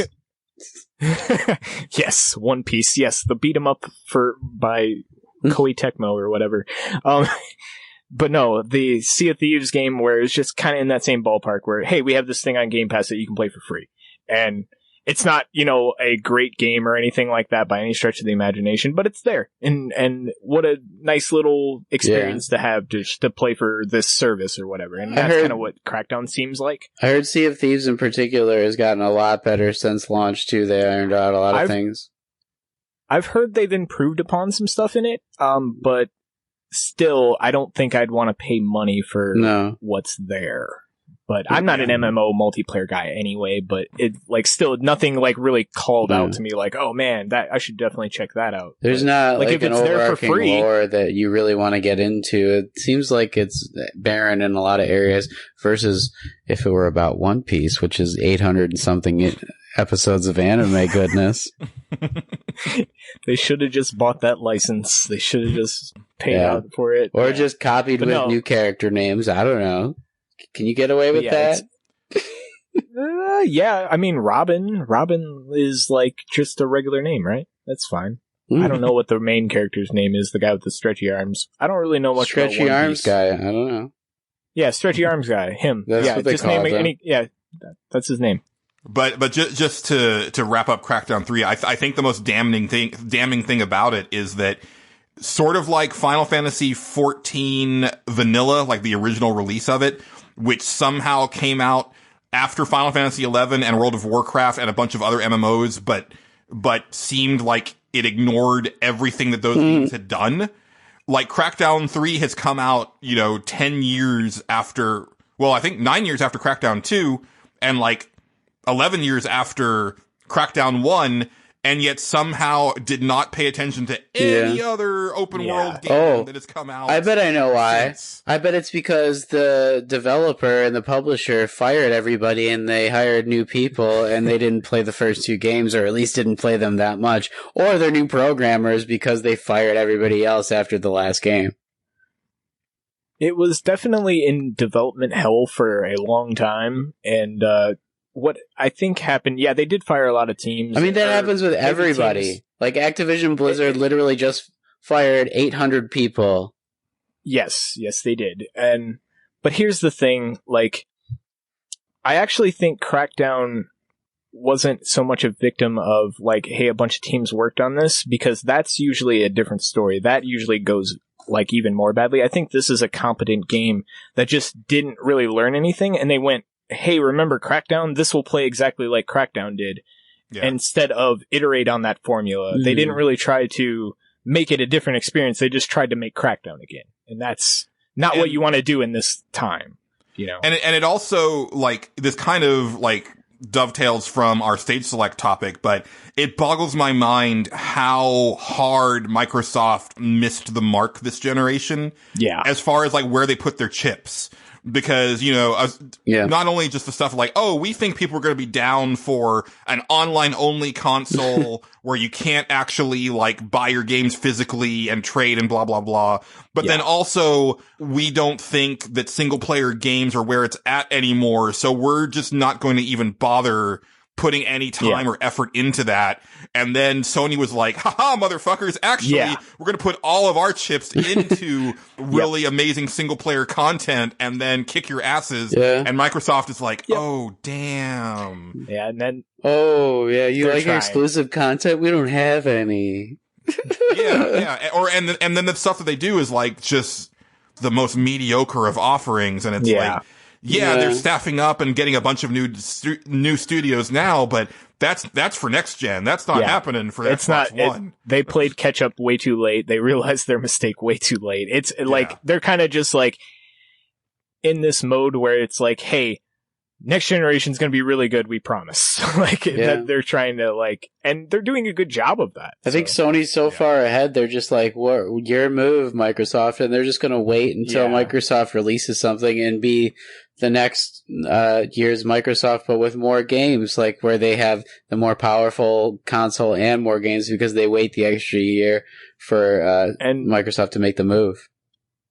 And believe me, I guarantee Sony is watching what they're doing, and they are learning too, and they are paying attention, and will probably come out like, it might go very bad for Microsoft Next Gen too. We'll see. Time will tell. Like, it might, will. but I honestly feel that, like, both of these companies their memories are so short. Yeah. Because it's just this, like, jockeying for ego position where it's like, PlayStation 2 into PlayStation 3, you know, Sony was like, we're the top, right? And like, oh, you'll get a second job to afford the $600 machine. Yeah. And, you know, you need this. And, I think you have to be the Microsoft top. Is nothing. Because most people only will get one. It's hard to get two, you know? You have to be number one. Right, but what I'm saying is that the sheer, like, hubris of Sony at that time was ridiculous. And Microsoft came out hungry and swinging and have learned from all their mistakes with the original Xbox. But then you go into this generation and it's like the exact reverse, you know, where Sony was the hungry one and they made all the right decisions. But I feel just the impression that I get from the way that they're talking these days is that they're just going to rest on their laurels because they're on top and they think it's going to be another PS1 to PS2 situation where they continue that momentum. But I don't know if that's necessarily going to happen because they seem to be getting real cocky. It's gonna be really interesting. Like I said, they could either really learn from, hey, what Microsoft's doing is pretty interesting and we should really pay attention to that. And that way, if they iterate on that stuff or do some of the stuff that Microsoft is doing, they'll kill it next gen. But if they just go, no, we're on top and have that attitude, they will fall on their face, I think. Yeah. So it's going to be interesting. I'm really curious to see how it plays out. I'm really excited for Sony. I'm going to probably stick with them no matter what. But what I'm intrigued is Reggie stepping down, and I wonder how the new president for Nintendo is going to shape the rest of this console cycle as well as the future, because now Bowser's in charge. I mean, one thing to consider is that Nintendo of America, Nintendo of Japan are very different, and Nintendo of Japan is the king. So that doesn't change a lot of stuff. It definitely, and you know, we don't normally talk about like current events and stuff, but yeah, we just learned about this today as we're recording that Reggie Fils-Aimé is stepping down from Nintendo. You lose a lot of the personality for the company with losing him, especially after Iwata dying, because those two together, like, really built, like, they put a face to Nintendo that hadn't been there probably since like the Nintendo Power days, like when you had like Howard Phillips out there in front, like early Nintendo stuff. So it sucks that he's gone, but honestly, I really like, and I never remember his name, but the dude who's been doing the Switch stuff, the Nintendo Directs for Switch, he did the most recent Direct. He hosted the most recent one. I like him a lot, and so, you know, I feel that he gives enough personality that I think they'll be fine. But Is it Bowser? you know, no, it's not Bowser. I was gonna say, is it the Japanese guy that was on Yeah. there? Yeah. Yeah. I really liked that Direct. That Direct got me really excited about Nintendo. That had nothing to do with Nintendo America, so I'm not really worried about it. So, Yeah. like, I mean, that Platinum game and fucking Link's Awakening. Oh my god, that shit looks awesome. People are now saying though, do we need remakes anymore after the Link's Awakening one? I'm like, yes, we do, because we were going to get the Yeah, of Link's course. Awakening one. Have those people played freaking Spyro Reignited and Resident Evil 2? And Yeah. They're yeah, man, awesome. like That's like on N4G's hot list though, and I'm like, is it hot because everybody's clicking it and they're angry? Like, As a host of a podcast called Clickbait Update, that is some clickbait ass clickbait. Like, Yeah. Yeah. it is just a article that is made to make someone mad and get them to click on it, so they will go and make angry comments. And it's made to Exactly. do things like that's what I'm saying. give me my Silent Hill 1 remake. I need it now. Yeah, we haven't seen the definitive version. Silent Hill 2. Yes, I would rather see Silent Hill 2 remade, but that's me. That'd be good. Well, I mean, but that one's still playable. Like, you know, That's PlayStation true. 2 games I find more playable than PlayStation 1 games. That's true.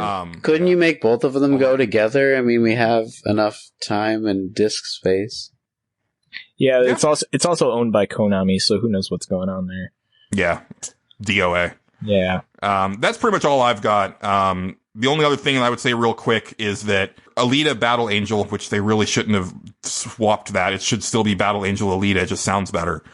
I can tie video games into anything, and it's like, I want a Battle Angel video game, because that world is really cool, and like the way she moves and fights is really awesome. And I'd also just rewatched The Matrix, like the original Matrix, and I'm like, man, this world is really cool, and like, you could do like the most badass video game with this. It's criminal that we only had 2 PlayStation 2 games and then 1 MMO out of the Matrix series, Yeah. because it's just begging for the Batman treatment. It's just begging for it. Like, oh, that's really all I've got. It really could use it, yeah. But we need more really well-made licensed games. Yeah, I agree. like your superhero pick for the next stage select. That's right. Hell yeah.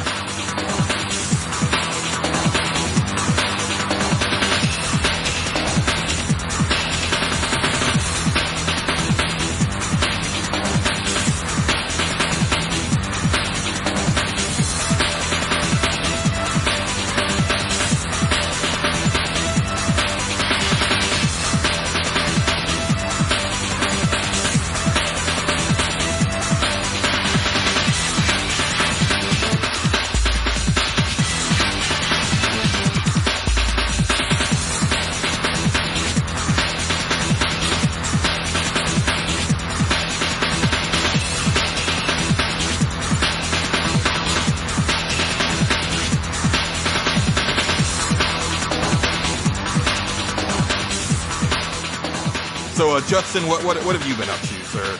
All right. Well, I'm going to talk about one that I've been kind of saving for a little while because I really need to get this off my chest here. I'm going to talk about Return of the Obra Dinn. It's a game I played a little while back. It's not a bit. Indie Darling from 2018. Indie Darling was on a lot of top 10 lists. Sounded like a really cool game.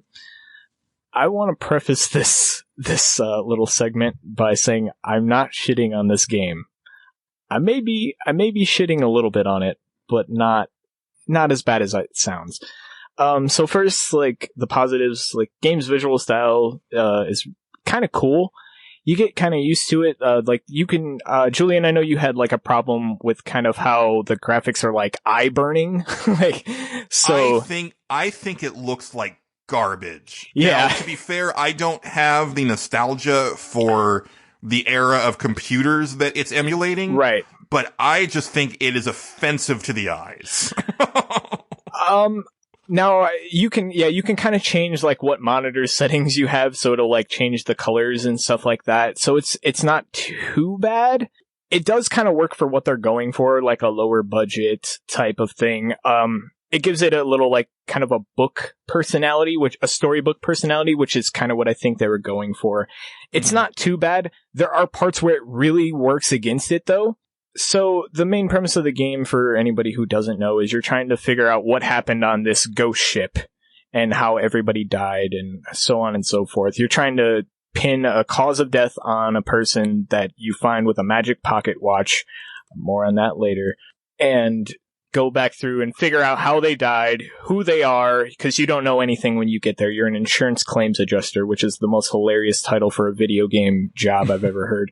You get to these like death scenes where like basically when you click on a body, it freezes in time. You get to see how the point where that person died. There are some, because of the visual style, that it's very unclear what the hell's even happening in the scene. There was one where I took a wild guess. I was like, oh, okay, there's a real big thing there. It looks like this happened. Turns out it was an explosion, but the game rendered it so poorly that I didn't understand that it was an explosion at all. It didn't look like an explosion. It looked like just a blob was on this person. Right. And so that's kind of bad when your entire thing is to figure out what exactly happened to these people. Another minor gripe I have is usually it'll lead you from one thing to the next very fluidly, but on occasion they just don't do that. So I know that really sounds dumb, but I got lost for a while trying to figure out where to go next, and it took me forever to figure out that there was flies over the things that I needed to investigate to find the stuff. But that's all kind of minor. The game's kind of fun. It's like a whodunit type of thing. It seemed like my kind of game. Now, where the major stuff is, and I don't even need this for this, the major stuff that I have with this game is when you get to the end and you've seen every scene that there is to see. Okay. Now it's time to go through, clean up all the stuff. The game tells you blatantly, hey, you've seen everything there is to see. You can either leave right now with whatever you have, or you can go back through and try to figure everything out. Mostly people will go, I want to try to figure everything out so I get the cool ending or whatever. The way you have to do that is you have to go all the way back through the ship, walk around, and it's a pretty decent sized ship. Find the body with the scene that you want to see, click on it, do the whole scene over, enter it, and so on and so forth. You can't just enter it. There's no fast travel to it. You can't just like, there's a book that keeps track of everything. You can't just fast travel from the book. So you have to keep going and finding these bodies. And some of them are right next to each other. So it gets very confusing as to which one you want to see. Dialogue is very important. You have to figure out like, okay, this guy is Irish because he has an accent, so on and so forth. You can't, there's no button to repeat the dialogue. Like say I wanted to just go into the scene to listen to the dialogue and hear what somebody was saying. I have to, if I missed it for whatever reason, I have to exit the scene, click on the body again, go through the whole to-do, and then play the scene over. There's no just, hey, replay this dialogue. Oh, it gets rough. Just the quality of life stuff, it just should be here, but isn't. And when I looked it up as to why it was left out, because the developer felt it broke the immersion of the game. And I was like, but I've seen everything. That was a bad call. That's like when you were telling us that, Cory Barlog was saying, oh no, I want the camera to be shoved up Kratos' ass. Right. So that you have to listen to Atreus, and it's like, no, that was a bad decision. It's just like, dude, I've seen everything on this ship. I don't want to walk around it anymore. Just let me do it from the book and try to figure it out from here. And like, I can do that. Like, but the fact that it wanted me to walk around all this stuff. Eventually, after 6 hours of doing this, I just said, fuck it, just tell me. And I looked it up on the internet and put it in there because I wanted to see the rest of the story. Right. And as far as the story goes, I didn't think it was that great. I know it gets a lot of praise. I didn't really think it was that good. I really think there was a much better way to tell it. But if this concept sounds interesting to people, maybe give it a shot if it like comes out on consoles. Other than that, like, these are my gripes, and maybe like somebody's listening out there and is going, these are not a big deal, man. Like, I can do this, it's fine. But, like, to me, it was just a pain in the ass, and it just became a chore to play, and it wasn't fun after a certain point. The whodunit aspect, when you make me go, I don't care about it anymore, and just look up what happened, you've lost me. Like, so, yeah, it was kind of a bummer, man. I was really bummed out.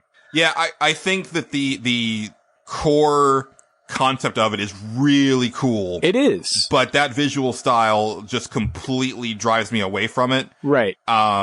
And then also I had heard that you get to that point where you just can't, where you think you should obviously just be able to like revisit stuff from the menu, and not being able to do that just seems and like the worst decision. It's such a bad decision. And like I said, just for fucking immersion, like that's why we did this, because, and like, well, dude, and that doesn't even make any sense because it doesn't. Because if you're taking, like, if the character is taking notes, then you're just referring back to your notes. I mean, it's a game where you have a magic watch that lets you look into the past. Thank you. That's exactly what I was going to say. I was like, you have a magic pocket watch. Like, really? Are we that immersed here? Like, Jesus, just let me click on maybe the book's magic too. Fuck it. We can just look up everything. Just do it that way. It's so dumb. And like, there's some really cool, like, moments where there's like this scene where there's all these shots going off and you have to trace back the bullets to see which one is the one that actually hit the dude. And that stuff is really cool. There's really cool ideas here. It's just quality of life is not there, and it gets frustrating after a while. Yeah. So that's my take on Return of the Obra Dinn. Sorry if that was too negative for anybody out there. But the next game I played, I'm not as negative on. I got some things about it, but I did make a new friend recently. His name is JPEG Dog. He's a good dog. The Princess of Japanese Europe owns JPEG Dog, I think. And it's good that she owns him because he's her rock. All right, and yeah, you know, it's very good. In troubled times, you know, these are times of war. I don't know, right? What kind of dream we're in right now, but it's okay. Now, times of trouble, and you know, there's a lot of things with the space elevator. The space elevators are real bad here. You know, we gotta play these. We gotta protect that space elevator. Yeah, I've been playing Ace Combat 7. The mushrooms have started to hit. Jeez, okay. Yeah, that's for anybody that doesn't know. There's a scene in Ace Combat 7. It's pretty early on in the game where there is a fully animated cutscene where they just stuck a JPEG of a dog in front of the fully rendered 3D model and expected nobody to notice. And it's very noticeable. It's pretty hilarious, in fact. And in fact, it's two separate dogs, and they're both golden retrievers. Do they have dog tags? Yeah. The story is just like convoluted Japanese nonsense, and I really get into that sort of thing because I have no idea what's happening in this game. Every time a story moment happens, I just start laughing. And like I said, there's like a bunch of stuff over space elevators. I killed the president, I think. Wow. Yeah, it was weird. What are the environments in the game? Just like in space for Ace Combat? No, it's Ace Combat. You're in the sky. Right. You're flying the plane. You're flying the jets. That's it. But there's a space elevator, apparently. There's a space elevator. The space elevators are like futuristic talk, like we might use this elevator to go into space. I can't remember what the space elevator does. It was probably in there, but it does. So there is a concept I know for a space elevator from Earth to the Moon. Yeah. Which actually features pretty heavily into Robert Heinlein's The Cat Who Walked Through Walls novel. Okay. They have a space elevator in there. But yeah, so I didn't know that Ace Combat was still really a thing until Angelo brought it up for like one of our music episodes. Yeah. And this particular Ace Combat seems to be the Yakuza 0 of the Ace Combat series, where all of a sudden, like, people who have never played Ace Combat are like, oh, you gotta play this Ace Combat 7, yo. I've never played an Ace Combat game before, and it seems like not very beginner friendly. Like, I dived in, like, not knowing how to play this game. At one point, I was like, I don't understand what I'm supposed to be doing. I am dying a lot. And I had to, like, Google controls. Like, I was like, I don't even know how to switch the targets. I had to look that stuff up. And it seemed like the tutorial was really bad. It didn't seem very beginner friendly. It's like for people that have been playing Ace Combat games for a while. But like there are moments where you do something really cool, like a guy's behind you and you like fly jet straight up into the sky, loop over him, come down above him, fire 2 missiles at him, and you just feel awesome when you do it. But that's like when you get used to the controls, like the controls do get some getting used to, and there's stuff that's in there that you need to know that the game doesn't want to tell you, or they did and I missed it, because a lot of stuff is happening all the time. A problem I had with the game is they don't really make clear the failure conditions for a mission, which is a problem. Like, right? There are times where I'm losing stuff and I'm like, how did I lose? I was doing fine. I didn't die. Like, they didn't make it clear that I can't let these things hit this other thing or else I'm dead. They might have said it in dialogue, but I'm too busy focused on all, like, the 500 jets flying around me that I have to blow up or whatever. And it's like super overwhelming sometimes, but like I keep playing it because it's fun. But like, just there are moments where you're just like, okay, I guess I'm dead because I didn't kill the thing in time because you didn't tell me I needed to kill the thing before it's stupid. It just makes you mad. But like you said, Angelo brought it up for a music episode. The soundtrack in this game is fucking awesome. Like there's some legit like Final Fantasy boss music in this game, like for jet battles, of all things. It's weird as hell. So I've been playing that. It's not bad. And then the other game I've been playing is Wagroove, and I don't have much to say other than it's some Advance Wars. It is some Advance Wars Advance Wars. We got it. Hey, you want to play some Advance Wars? Wargroove's got you. How does it Advance compare Wars. to Enter the Breach? I like Into the Breach a lot better. Yeah. I actually have some fundamental issues with Wagroove. Like I said, it's Advance Wars. The aesthetic is it's fantasy setting Advance Wars. That's fine. Which is funny because Fire Emblem was fantasy Advance Wars. Exactly. Or wait, maybe Advance Wars was military Fire Emblem. I think Fire Emblem may have come first. I don't know. I'd have to look the history up of that because I think Advance Wars is also a Famicom game. They're a little different because like Fire Emblem, you can't constantly crank out new units, right. whereas in but Advance same Wars, development team. Yes, like same sort of thing. Yeah, grid-based strategy game. Now the one major issue I have is they put your commander on the battlefield as a unit, and they are long campaigns because Advance Wars just has their long drawn out battle campaigns, and then sometimes like you have your commander unit out there, and it's a powerful guy. But sometimes you make one wrong move with him, and you're 20 minutes in, almost done with the mission. You make one wrong move, and he gets just one shot by something, and now you lose. You start over. And there's no, like, checkpointing. I don't like that aspect. I was like, I would rather just play old Advance Wars where I didn't have this problem. But that's me. And I guess for me, that's not a big deal, because I feel that, like, most of the strategy RPGs that I've played have had that, where, like, if your main character dies, then it's an automatic, like, game over.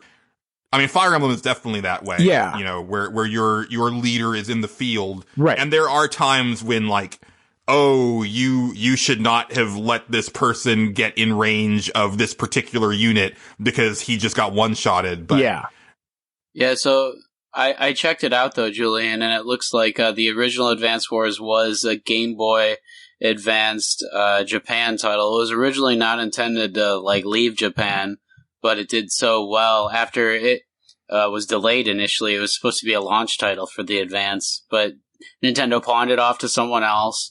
They made a really good version of it, and it actually was delayed before it came out initially because of September 11th. It's a September 11th game.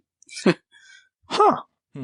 Interesting. I thought that, I mean, obviously it wasn't called Advance Wars, but I thought they had already done like a Famicom or Super Famicom, like military strategy game. It's quite possible. But I guess not. That's interesting. I thought that it was like a sequel to a game that we had never so there's received. There's Famicom Wars in Japan? Yes. There we go. There we go. Yeah. I did not know that existed. That's interesting.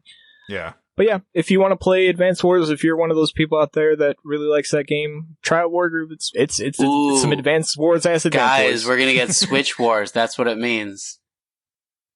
I hope so. Well, It's not Advance Wars. Yeah. I was curious because I was wondering, like, does the existence of Wagroove, because I think, I mean, it's on everything, but it was very much marketed as a Switch release. Yes. Yeah. So, like, I wonder if the existence of Wagroove means that we don't get an Advance Wars I don't know. anytime soon. Wikipedia says the series as a whole is occasionally referenced as Nintendo Wars, so I don't know if Wargroove sounds like a Wars. It's been No, I just mean that because it's so similar. Yeah, I know. Yeah. I mean, we have a new Fire Emblem coming out. That's why we won't get F-Zero probably. There was a similar version on Switch, but Well, yeah, but like the last time that the Fire Emblem team did a non-Advanced or non-Fire Emblem game, it was that codenamed Steam for 3DS, which it was also a strategy RPG, but everybody was like, why did you do this and why didn't you just make an Advance Wars game instead? yeah. Yeah, they haven't made an Advance Wars game since Days of Ruin in 2008. Yeah. Oof, yeah. But yeah, that's pretty much all I got, unless you guys want to hear about Magic the Gathering for about an hour, and I don't think anybody wants to do that. Do I ever? You're up, Patrick. Yeah, I mean, obviously I've been playing more Hearthstone. I do a lot of those games where I've just been playing them in between, which we don't have to talk about, but the new game that is super addictive, and I think everybody's got to talk about, which will stand the test of time probably because it's included for free with Nintendo's service, is Tetris 99. Oh my god. Ah. Oh, did you get a chance to play that? Yeah, I played that a lot with my friend's place, and I got like in the upper teens like my first time, but then I quickly got too faded and I couldn't play anymore, and I was getting in the 30s and 40s or worse. That is a game where I watch people play it and I go, I am never going to touch Tetris again because they're just monsters at that game that I'm like, I have no way of ever being on that level. It's fun, man. You can get lucky sometimes, but you could just like always play it, and it seems like no matter how much you play it, it's never going to get old. It's great, and it's a different way to play yet again. So 2 awesome Tetris games in 1 year. Who would have thought that, you know? Yeah. That's pretty crazy. So it's so weird to have like Tetris be like at the forefront of game discussion in 2018/19. Like, yeah, and succeeding. What is time? It's not even like Tetris is going out with a whimper. It's like it came back with a second big bang. Yeah. Hell yeah.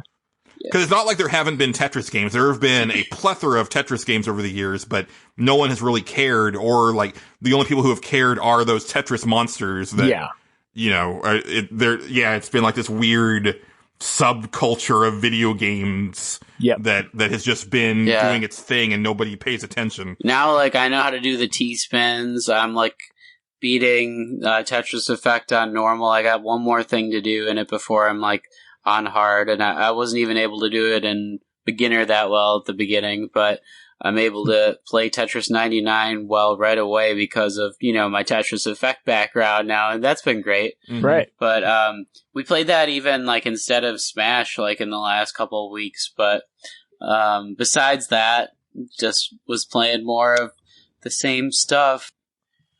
So then the only other thing that I was really playing was Ark, and I was good to see Night Driver's comment that he liked my musings on Ark because we got a new map, Ragnarok, and I on our own server is still trying to recruit more people. We got like the 5 of us, but we had to get our own server and make it password protected because some people came in with like a level whatever Wyvern and it ruined the entire game. And now we're on the new map and it's great. It's actually better. Well, I'm glad we made the switch, but yeah, it broke the game because some other people joined in too late. So you should join in way too late. Maybe we're probably done by the time you're listening to this, but yeah, break our server again. That was great.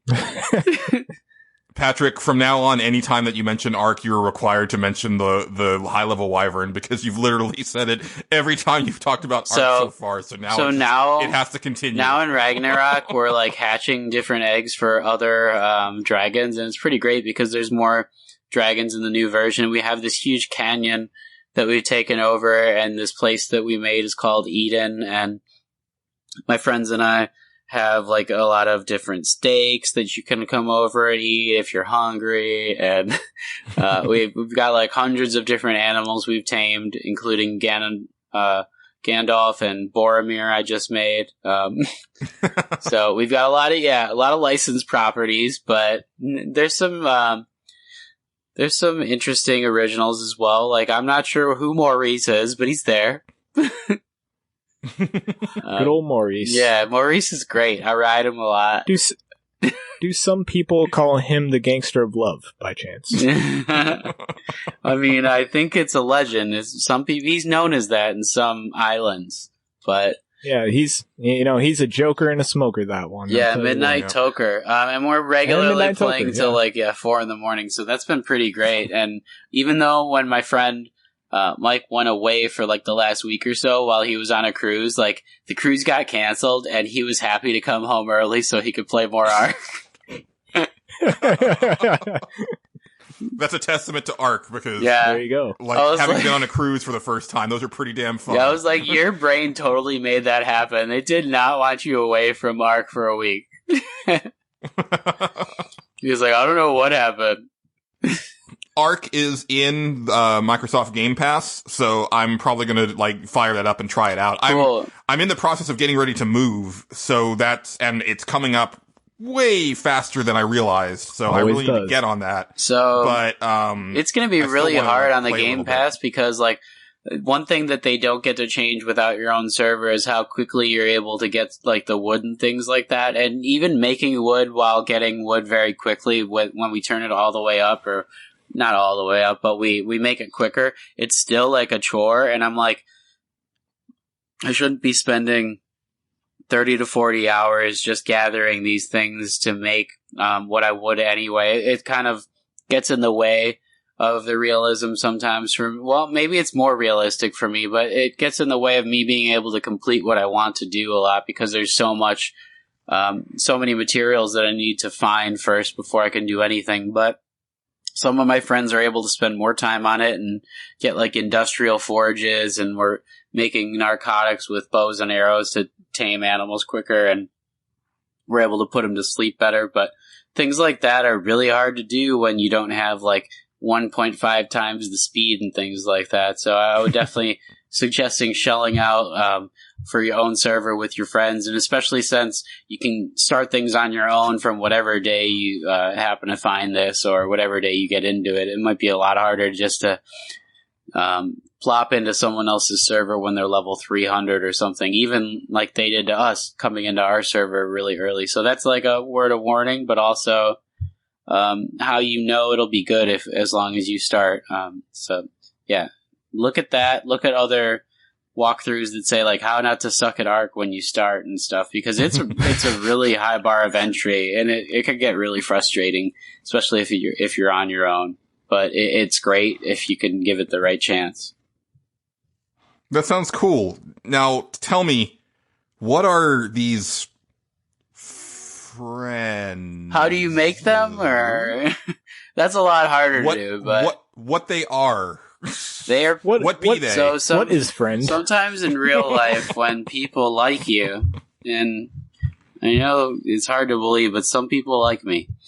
That's very easy. I understand that. They take down your number. Over here, they have a tag, and they try to do things with you. And sometimes they do things with you, and they happen to be the same game. And when that happens, I call them friends. God, it just sounds like a lot of work. Yeah. Every friend I always have always wants to play the Destiny, and I'm like, I don't like the Destiny. And they go, oh. Or the Battle Royales. And I'm like, I don't like the Battle Royales. And they go, oh. and that's pretty Or much our conversation. or I have the other or console. I meet somebody like who doesn't know who Chun-Li is. that's one and thing that that, was- really that was- sucks. Like, man, there's so many companies that have fractured our friendship bases because we have so many friends that either play something on another console or a different game, and there's no stopping that. But there could be better talking between games and stuff, like better voice chat and. Yeah, well, again, like one of those things where Sony's, like hubris right now is like at full swing. When they're like, no, we don't need to. We're number one right now. Yeah, And, they won't allow everybody else like, we really, we'd really like to have all these games talk to each other since it helps our, gaming communities as a whole. Especially for like quirkier multiplayer games that, maybe it only sold like, 500,000 copies on this system and 200,000 copies on this other system. But if they could all play together, then, that's way nicer, especially for the system that only sold the 200,000 copies. Yeah, that's one of the things that makes Tetris 99 great because it's free to play, or at least if you have the online subscription, it's free. Things like that turn things viral very quickly, and you can add the microtransactions or whatever, like Fortnite.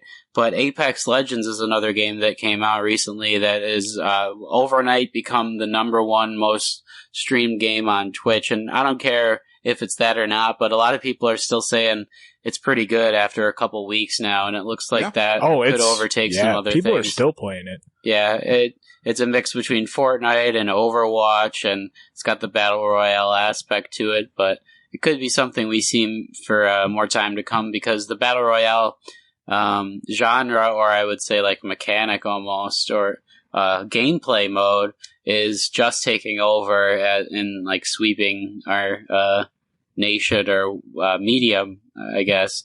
And who knows what the best battle royales will be, but it looks like that's like the mode go-to for things over time as far as competitive play. I need there to be 100 battle royale modes, and then I need a game where it's all of the battle royale modes jumping out of a plane, and then they shoot each other until there's only one battle royale mode left. And they have to play Tetris for at a the same battle time. royale game. I have a really good idea for a battle royale game that I have to save for some random stage select because it's really good, I think. But mine is G.I. Joe. Like I think I've said in a previous like episode that I want a multiplayer G.I. Joe game where the aesthetic is actually like the action figures, like the that would be cool. 1980s action figures. Mine. And like you could do it like free to play where like when you get new characters, like you actually like pull them off of the blister pack. That'd and be everything, cool, yeah. and get, because all the vehicles and stuff are just like it's all just begging for like just really fun multiplayer stuff. I would play that. What about like a battle royale RPG where everybody had to get to the princess first? That'd be weird. Maybe it could work. I want a story based battle royale where like random events occur, like a single player battle royale game. That would be cool. Like. I would play that, like where like the AI sets up these random events and like you don't know if you can trust them, but sometimes you gotta trust them. It'd be crazy. But yeah. I want a battle royale game where it takes place in a Japanese high school and all of the students are Yeah, that already happened. Yeah. They made that already, sadly. But that doesn't mean you can't make that game. That game has not been made. That's true. Yeah. All right. Well, I think that's probably it for Consumption Junction, guys. So now, very excited to debut the brand new third segment of Nerds Without Pants. Ladies and gentlemen, it is time for Video Game Cage Match. Ladies and gentlemen, welcome to the greatest spectacle on earth. This will be one hellacious ride tonight.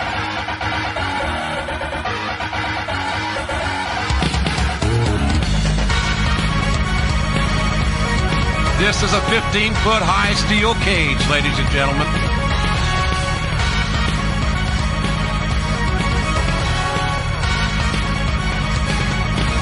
Who will triumph? Who will prevail? And who will realize their dream? All right, so for this very special inaugural edition of the Video Game Cage Match, we need to do something special. We need to do something that hasn't been done in quite some time. I need to, hold on, let me just, need to attach this and plug that into there, sequence that, and is that, are you here? Did you, Nier is really good, you guys. Like, the music is incredible. No, hold on. Reboot that. Recalibrate. But real talk, like, freaking Street Fighter has the best music in any fighting game ever. No, that's not what we need. Okay, one more time. I'm just gonna jam my thumb up its butthole.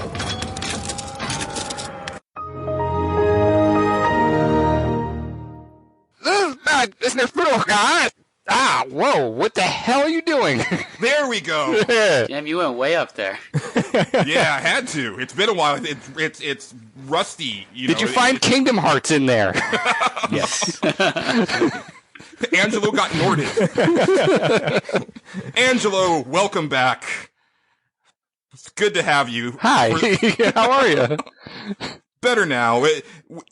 We brought you back just for this segment because Video Game Cage Match is actually your baby. You pitched this to me a couple years ago, like when we were starting to get towards the end of Chrono Crossing, but I had already had the Pack Watch segment in mind. But you're like, well, I've got this other thing. And then Pack Watch kind of didn't work out the way that we wanted it to, partially because it was built around the three of us being very intimately knowledgeable about these games. But then when we removed one of the three, it was a little bit difficult to like just bring in like a guest and be like, hey, let's talk about this game that you may or may not have played, but in a very detailed manner. This should be a lot easier to jump into. But Angela, why don't you tell us kind of what we're going to do? And then I think, like we talked about before we started recording it, it's kind of evolved in my mind, but sure. Give us the elevator pitch. So what I pitched was the NWP video game cage match, right? Which is, 2 games enter, 1 game leaves, essentially. And it can be any 2 games. I don't care how far apart they are, what they have in common, what they don't have in common. The whole idea is you've got these 2 characters in there. And by the way, we're debating the games, not like the mascots or the franchise or anything like that, like the games themselves. Right. So if it's a sequel, we're looking at that particular sequel. Yes. And we're pitting them against each other. And one of the examples I gave, which was like and they can be ridiculous. Like it can be Etrian Odyssey versus Mortal Kombat, right? In some cases, the dumber the better because wrestling, right? Right. So I kind of played it a little safer with my first pick, but I wanted this to just be like, we're talking, there's two sides to wrestling. There's the personality, the character, if you will, and there's the actual, like, just the There's actual, the like, man, behind Becky it, right? Lynch. And I kind of wanted to bring that to this as well, but I was envisioning this whole thing, and I hadn't really fleshed it out completely, where there was, we kept track of wins and losses, and you'd be like, all right, people just nominated 1 game, so we're just going to pull one from the pool here. Here's one. We're going to put them in the cage and see who comes out, right? And maybe we could get a little crazy with it at some point because that's what wrestling does. But that was kind of just the pitch, right? And so as that's evolved in my head since Angelo pitched it to me, one of the things that that I really like about this, and the thing that I think will keep it as a kind of miniature segment, we're looking at just 20 to 30 minutes at the end of every episode, is you can be as superficial as you want. You don't have to know anything about these games if, you don't have to have played them. You don't have to know shit about them. Because just like with wrestling, the best wrestler doesn't always win the matches. Sometimes it's whoever Vince decided needs to win the match. Sometimes it's politics. Sometimes it's, I've got to go shoot a movie in a month, so you've got to write me out of the storyline, so go ahead and just kind of fuck me up real good in this match, and put the other guy over. Yep. Right? So it's not necessarily just about what is the better of the 2 games, right? Like it can be completely superficial, superfluous, just whatever. And then the other thing, so there's 2 parts of listener interaction with this. First off, and we'll do a couple on our own first, but we want cage match entries from y'all, right? So give us the competitors that you want to see face off in the cage. And then also, you will be our referees. So in the comments, we'll definitely want to know, like, so we'll announce it ahead of time, like what is going to be the next match. We want to know who you think should win and why. Because a lot of times, especially if it's just me and Patrick, it could end up being like, well, Patrick picked one game and I picked the other one, so we're deadlocked. Mm-hmm. But the referees come in and actually decide, who actually won. So that's where you'll be able to interact with this segment. Ratchet versus Spyro. There you go. Oh, yeah, Insomniac versus themselves. Yeah, I would just remind people that if you are going to be the referee, sometimes the referees in a wrestling match just get bodied. So sometimes there are corrupt referees, like Little Nate. Little Nate was a corrupt referee, and he did a lot of bad things and put over the Four Horsemen a lot. And or Shane I can't remember McMahon always used to do something. Yeah, Nick Patrick worked for the NWO. I remember that storyline. I'm going deep now. Okay. Yeah, too deep. Angelo, did you want to let everybody know what two games are stepping in to the cage, the brutal 15-foot steel structure for the first time? So I figured I'd pick two, we'll call them kind of like fan favorites. Sonic 2 and Mega Man 2, and both the second game in their franchise. The Battle of the Blue. Mm-hmm. Oh, that's a good one. That's a good one. I would say I actually did sort of like a pseudo like promotion type thing on the Facebook page. I put that, it's a Battle of the Blue. Who will win? You decide. And then nobody wanted to decide. That's sad. I think listeners are going to have to, get this episode under their belts before they start really chiming in. But I want to lead with you, Patrick, because this is literally Sophie's choice. It is literally that important. Because on one hand, we know your love of Mega Man 2, right? Like famously, like that is the game that kind of kicked off your obsession with video games. But we also know what a dyed-in-the-wool Sega Genesis fan you are. Yeah. So what do you do?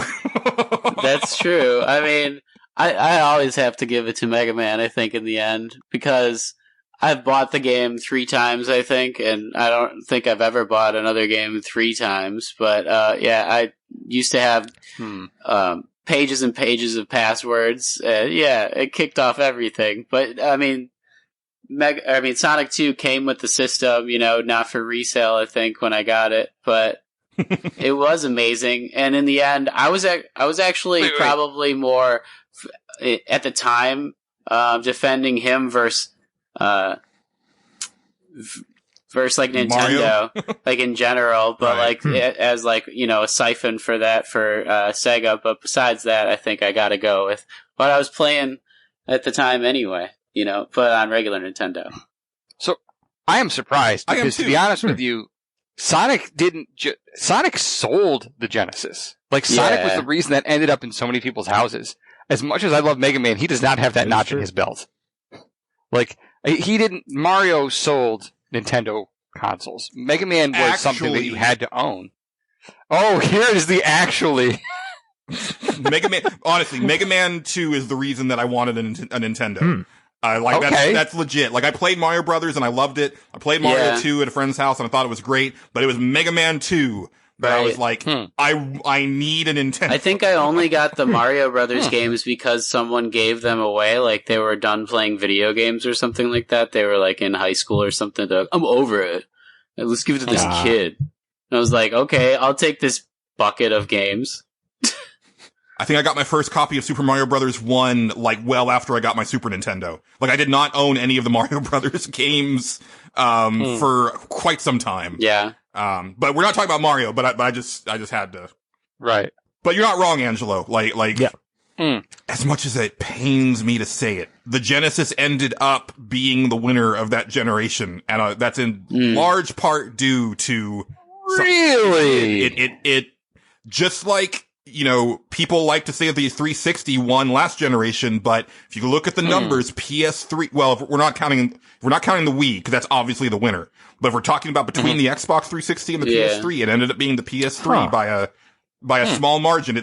They had a huge Disadvantage.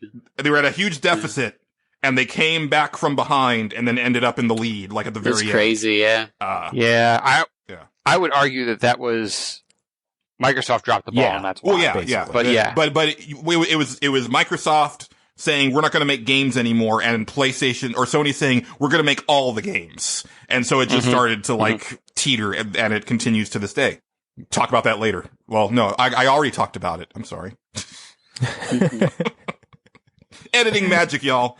Yeah. Okay, well, so that is 1 point for Mega Man 2. Timeless. Let's see. I want to save the big decision for last. So I'll Justin, put a pin in that. All right. I know we're going on a journey. Angelo.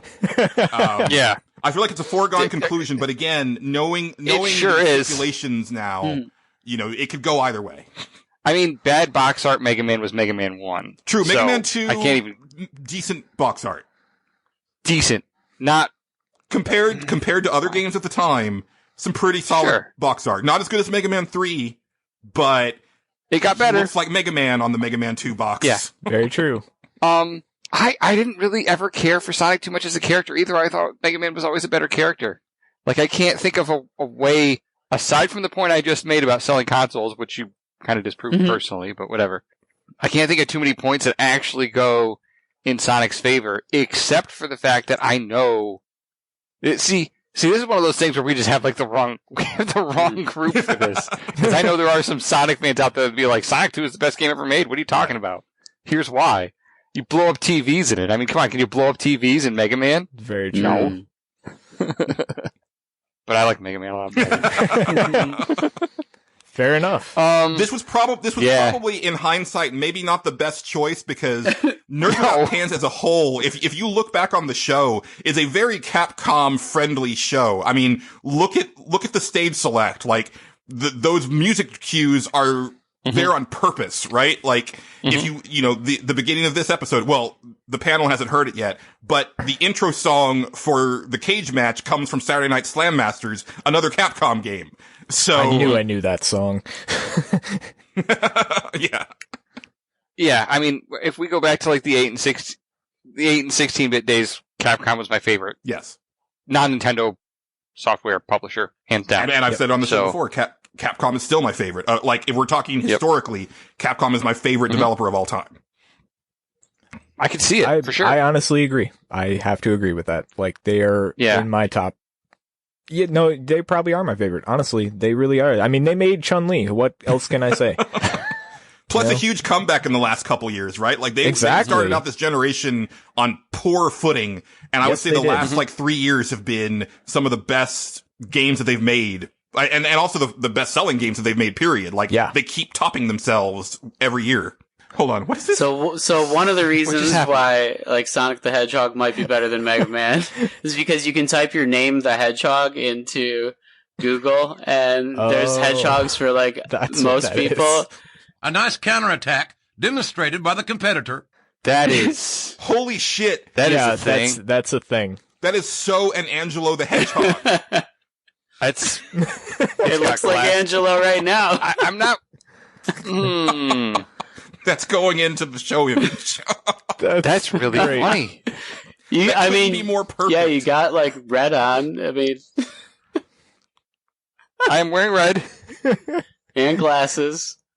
Boy, that's like honestly, like if Angelo created his Sonic persona, I feel like this is what he would come up with. Right. Okay, so you just yeah. No to all this. You have to go to the Pixelbit page to see this. I realize this is a visual medium podcast. It's mixed media now. I needed more.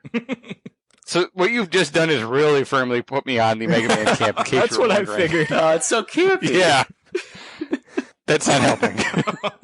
Not in this case. Mega Man is pretty campy too. Yeah.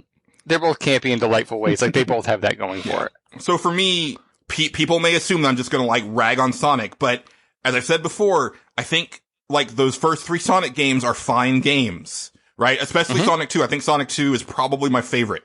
looks nice, plays well. I don't like the way it feels as much as other platformers of the age. Like I've said before, I don't like, I feel the game is great until you stop running, and then it starts to feel weird because of his floaty jumping and everything. Mega Man 2 is objectively, to me, the better game, but that's not why I'm picking Mega Man 2, y'all. I'm picking Mega Man 2 because Mega Man 2 has not 1, not 2, not 3, but 8 mega bosses, right? Mm-hmm. Robot masters that you have to contend with. Indeed. What do you get in Sonic 2? You get friggin' Dr. Robotnik in a like one lame machine after another. It's the same damn dude. Keeps flying away. Every single level. What a cheap shot! It's not fun. That's not original. That's not interesting. That's lazy. That's pure lazy game design. It's Mega Man. Mega Man 2. Also Dr. Wily's theme. So the one thing I like about both the games, though, is they have interesting takes on platformers, right? Yeah. Like Sonic is, like Mega Man is just like, it's a platformer, but first of all, it's projectile based. And second of all, you choose the order you do the stages in. Yeah. Right? Like, I had never seen a game like that before. Right. And then Sonic was all about, okay, you play the game, you get through the game, then you get faster and faster and faster until you know how to just rip through a stage. Right. It was like an arcade game in that respect. It was very Sega feeling in that, they wanted that kind of arcade level of you practice this game and you get good at this game and you memorize this game. Right? But still, I'd rather play Mega Man, so.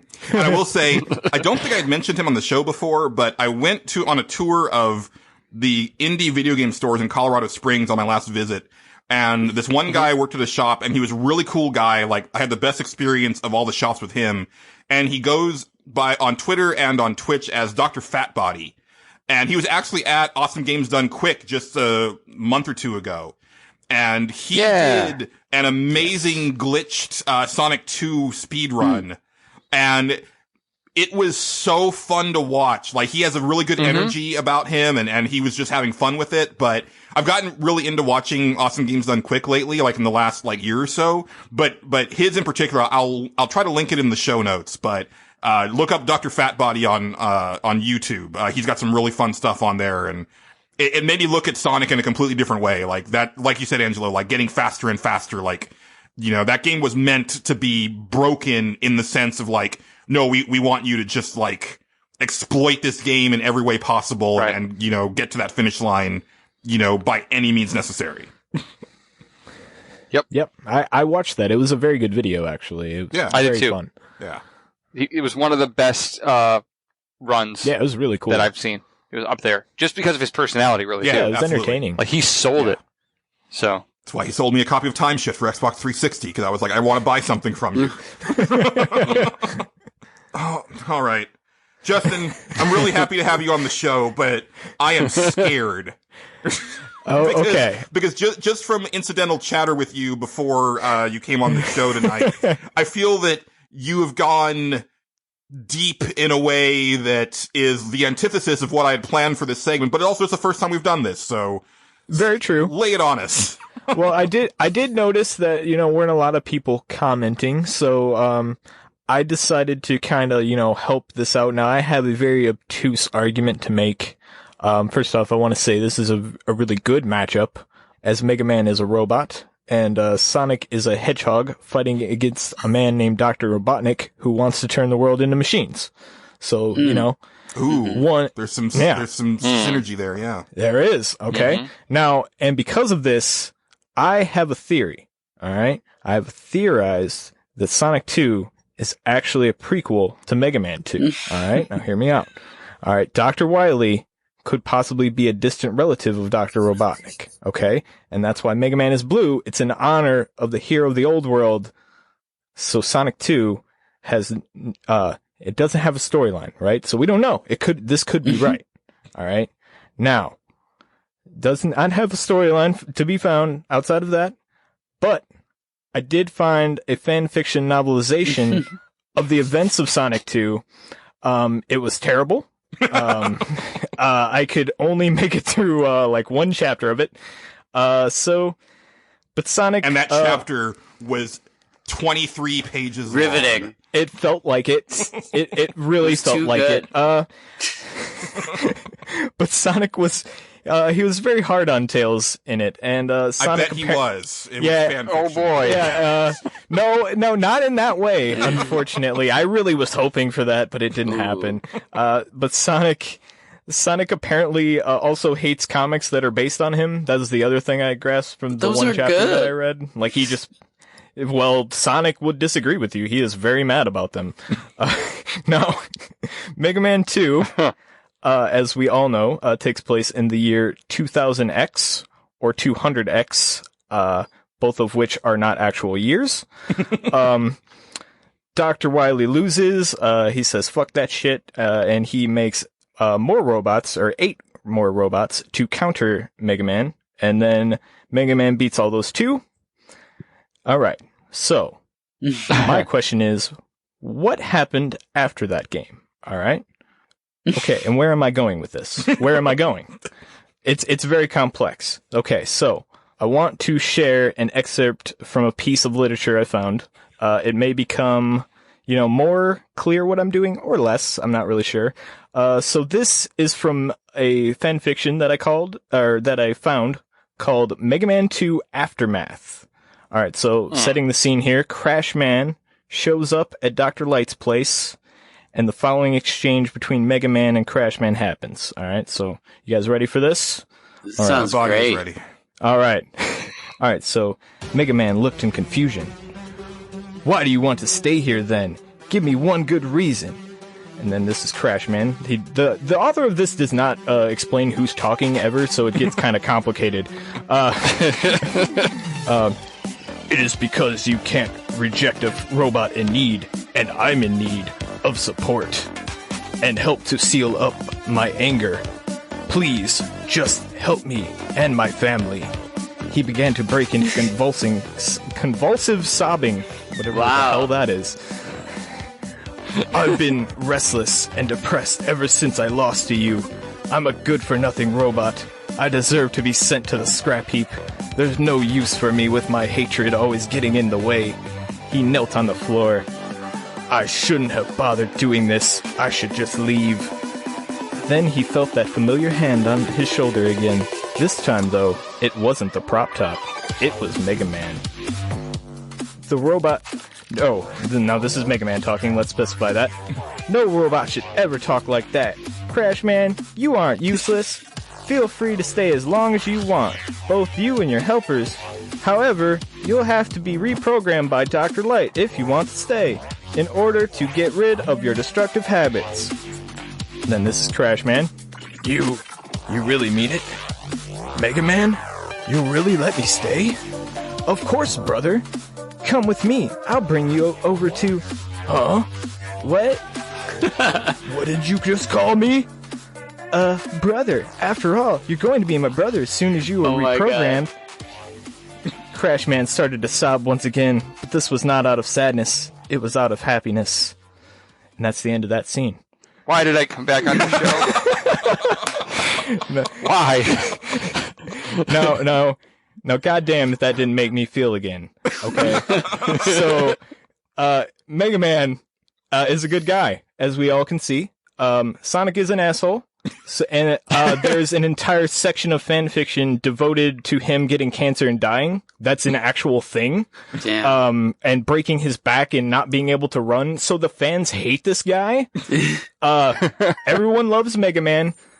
Mega Man will be cheered to victory. He will win this cage match. He will break out of every sleeper hold. I'm picking Mega Man 2 every time. Better game as well. That's my pick. Quite the journey. That was an odyssey, yeah, It was. to get there. Yeah. So, we have a handful of referees that chipped in for this. We got one from Twitter, and then Patrick, I believe you have some from the Pixelbit Discord, Yeah. correct? Okay, cool. I'll just read off JD's real quick. Our Pixelbit alumni on Twitter at a myth known as JD. He says, Mega Man 2, free. It's a game that actually ages pretty well. Sonic 2 does have a dope soundtrack, though. Shout out to Chemical Plant. I loved Sonic 2 as a kid, but Mega Man 2 is easily the better game. But is Mega Man 2 the better competitor, JD? That's what we need to know. Does Mega Man 2 have what it takes to make it out of that ring, out of that cage intact. Well, we've established that the fans are behind him, so yeah, I think he does. I think he'll get there. Well, all right. Let's see if we have other rulings from our other refs. All right. That Patrick's going to lay on us. So yeah, Maybe. I was on Discord tonight and I asked anybody, because we had randomly been talking about some Sega stuff, if they would get in the Sonic side of the ring, and Philip goes immediately, "I'm for Mega Man, fuck Sonic." Some people want to. Yeah. Yeah, There's a whole thing. Like, a the whole best segment, Street Fighter player, I think, right now is a Sonic furry. Yes, That's yes, true. he is. Yeah. Sonic Fox. Yeah. Yep. So then I was like, Phil, for sure. And then our Hexus goes, "I'm for Mega Man, Battle Network, and stuff." I was like, "Oh yeah, Mega Man Legends." And then obviously Angelo was like, "But this is Mega Man 2, guys." And we just had gotten carried away because Mega Man is so good in so many different ways. But yeah, so if you were on our Discord, we started talking about all the Mega Mans, and yeah.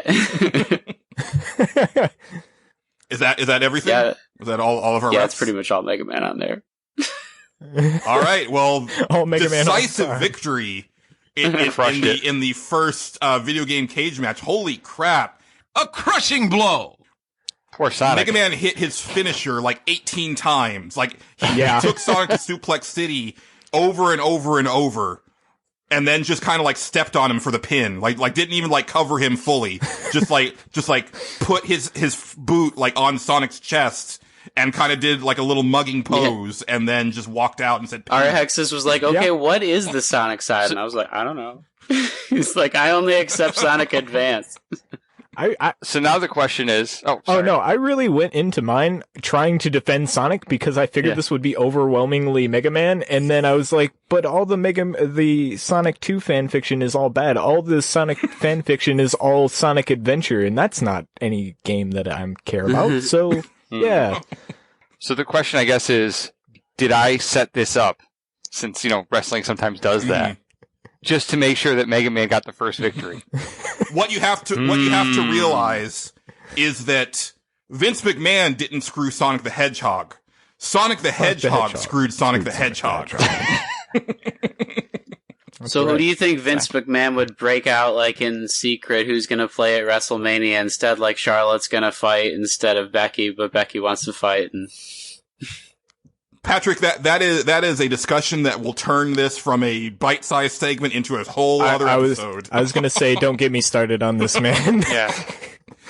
All right, this was a smashing success. This was a lot of fun. Angelo, thank you for taking the time out to hop on for this real quick. So, like I said, we want tons of entries from you guys. Like, we'll just like bank them and then we'll just go through them. But until then, obviously, like, you're not going to get to hear this until later. So I think I'll pick one, and then we're going to have Patrick pick one before we actually get into listener entries. So, and it's funny that based on the discussion that we had before we started recording, but the next competitors that are going to enter the video game cage match, it's a battle of the fandoms. Kingdom Hearts 1 versus Earthbound. Oh man, okay, Boy. that's intense. Huh. Yeah. Huh. Kingdom Hearts being in the zeitgeist right now, and then I've just been thinking about Earthbound a lot. Probably because over at Square Roots they just voted for their next game, and it's going to be Earthbound. And I was just thinking about like, man, people really love that game, and I don't and get it. Smash Ultimate. A lot of people like to play Ness or Lucas. Yep, I just want to say I campaigned for Suikoden. Nobody followed me. It's fine. I was going for Lunar. Yeah, yeah, I know. Yeah, Yeah, I split the votes. So, yeah. And we're also going to wrap up this episode. So just a little bit of last minute housekeeping before we go. Don't forget to submit your, stage select pick for next episode, which I don't actually know what it is right now because timey-wimey wibbly wobbly, but you just remember what Patrick said earlier in the episode, and then, you can submit that to Nerds Without Pants. And don't forget to, hit us up with the, secret code phrase, which you heard earlier in the episode, for your chance to win a copy of Kingdom Hearts 3 or Resident Evil 2 Remake. And don't forget that you can still submit your code phrase from last episode. You have until March 7th at 8:30 Central Time to get all those submissions in. And also, we want to know who you think wins between Kingdom Hearts and Earthbound in the Steel Cage.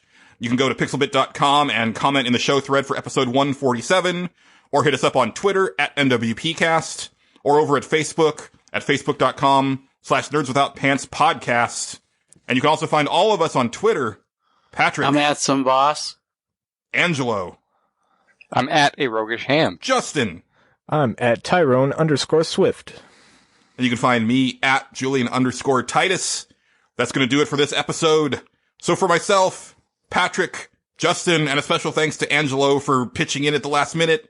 Thanks for listening, and keep it pantsless, internet. Goodbye. There must be order! Sorry, I'm not evil anymore. You must be zero with masters to acquire skills and then use them on your wife when she is getting drilled. Maybe she likes sharks from a leg man's beak or get burned by fireballs. She's a freaky man's dream. Is that what you want, hon? A robot master? Get out and do it, you stupid bastard! Your marriage will be heavy like pure spring water. Now leave my office before you are slaughtered! Fine, I'll kick ass if it saves my marriage for the satisfaction of my lady's undercarriage. First I'll take a fireman, not much of a test. Oh, your weakness is ice? I would've never fucking guessed. Now, Iceman is here, this shouldn't take up too much time. Oh, is your weakness fire? You just blew my fucking mind. I cut, man, and he's gonna need stitches from an E-like man just went down like... That reminded me, and I might just put this out, so I don't know if this will be in the show, but like, I had been like back in 2001 era. I had this idea for a mascot, comics, like a comic book that I was going to draw that starred, Crash Bandicoot, Sonic, and Mario, that are in like a van, and they end up breaking down at this haunted mansion. And it's gonna be this whole thing. There's gonna be a whole bunch of video game references. Like there's gonna be zombies and, Chun-Li was gonna be in it, Justin. Nice. All right, I'm in. But, there was gonna be this scene where, Sonic walks by, this open grave for the Xbox, cause this is like when the Xbox was still new and, everybody was like, Microsoft, they can't make a system. And so it was gonna be this open grave saying, here lies the Xbox, and it was gonna have like the year that it came out until ? And Sonic was like, that's pretty funny. But then he walks by the Master System, and the Genesis. And the Saturn. 32X. And the Sega CD. And he just keeps getting like more and more angry. And then he gets to the Dreamcast. He's like, all right, I get it.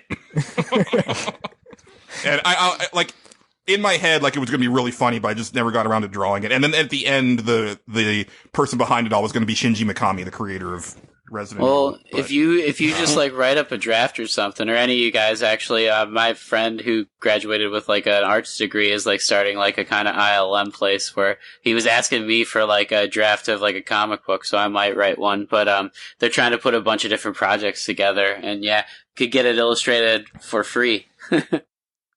Well, it's just so like of a certain time, like it was specifically like 2001 humor. Like Sega doesn't have systems anymore, and Crash is no longer like the PlayStation mascot. Yeah, and, that would be licensing hell, but none of it plays. It was. Yeah, I wasn't trying to sell it. It was just could be a fun comic on the internet or something. They have Eisners for that. Right. All right. I might leave that in. I might not. But okay.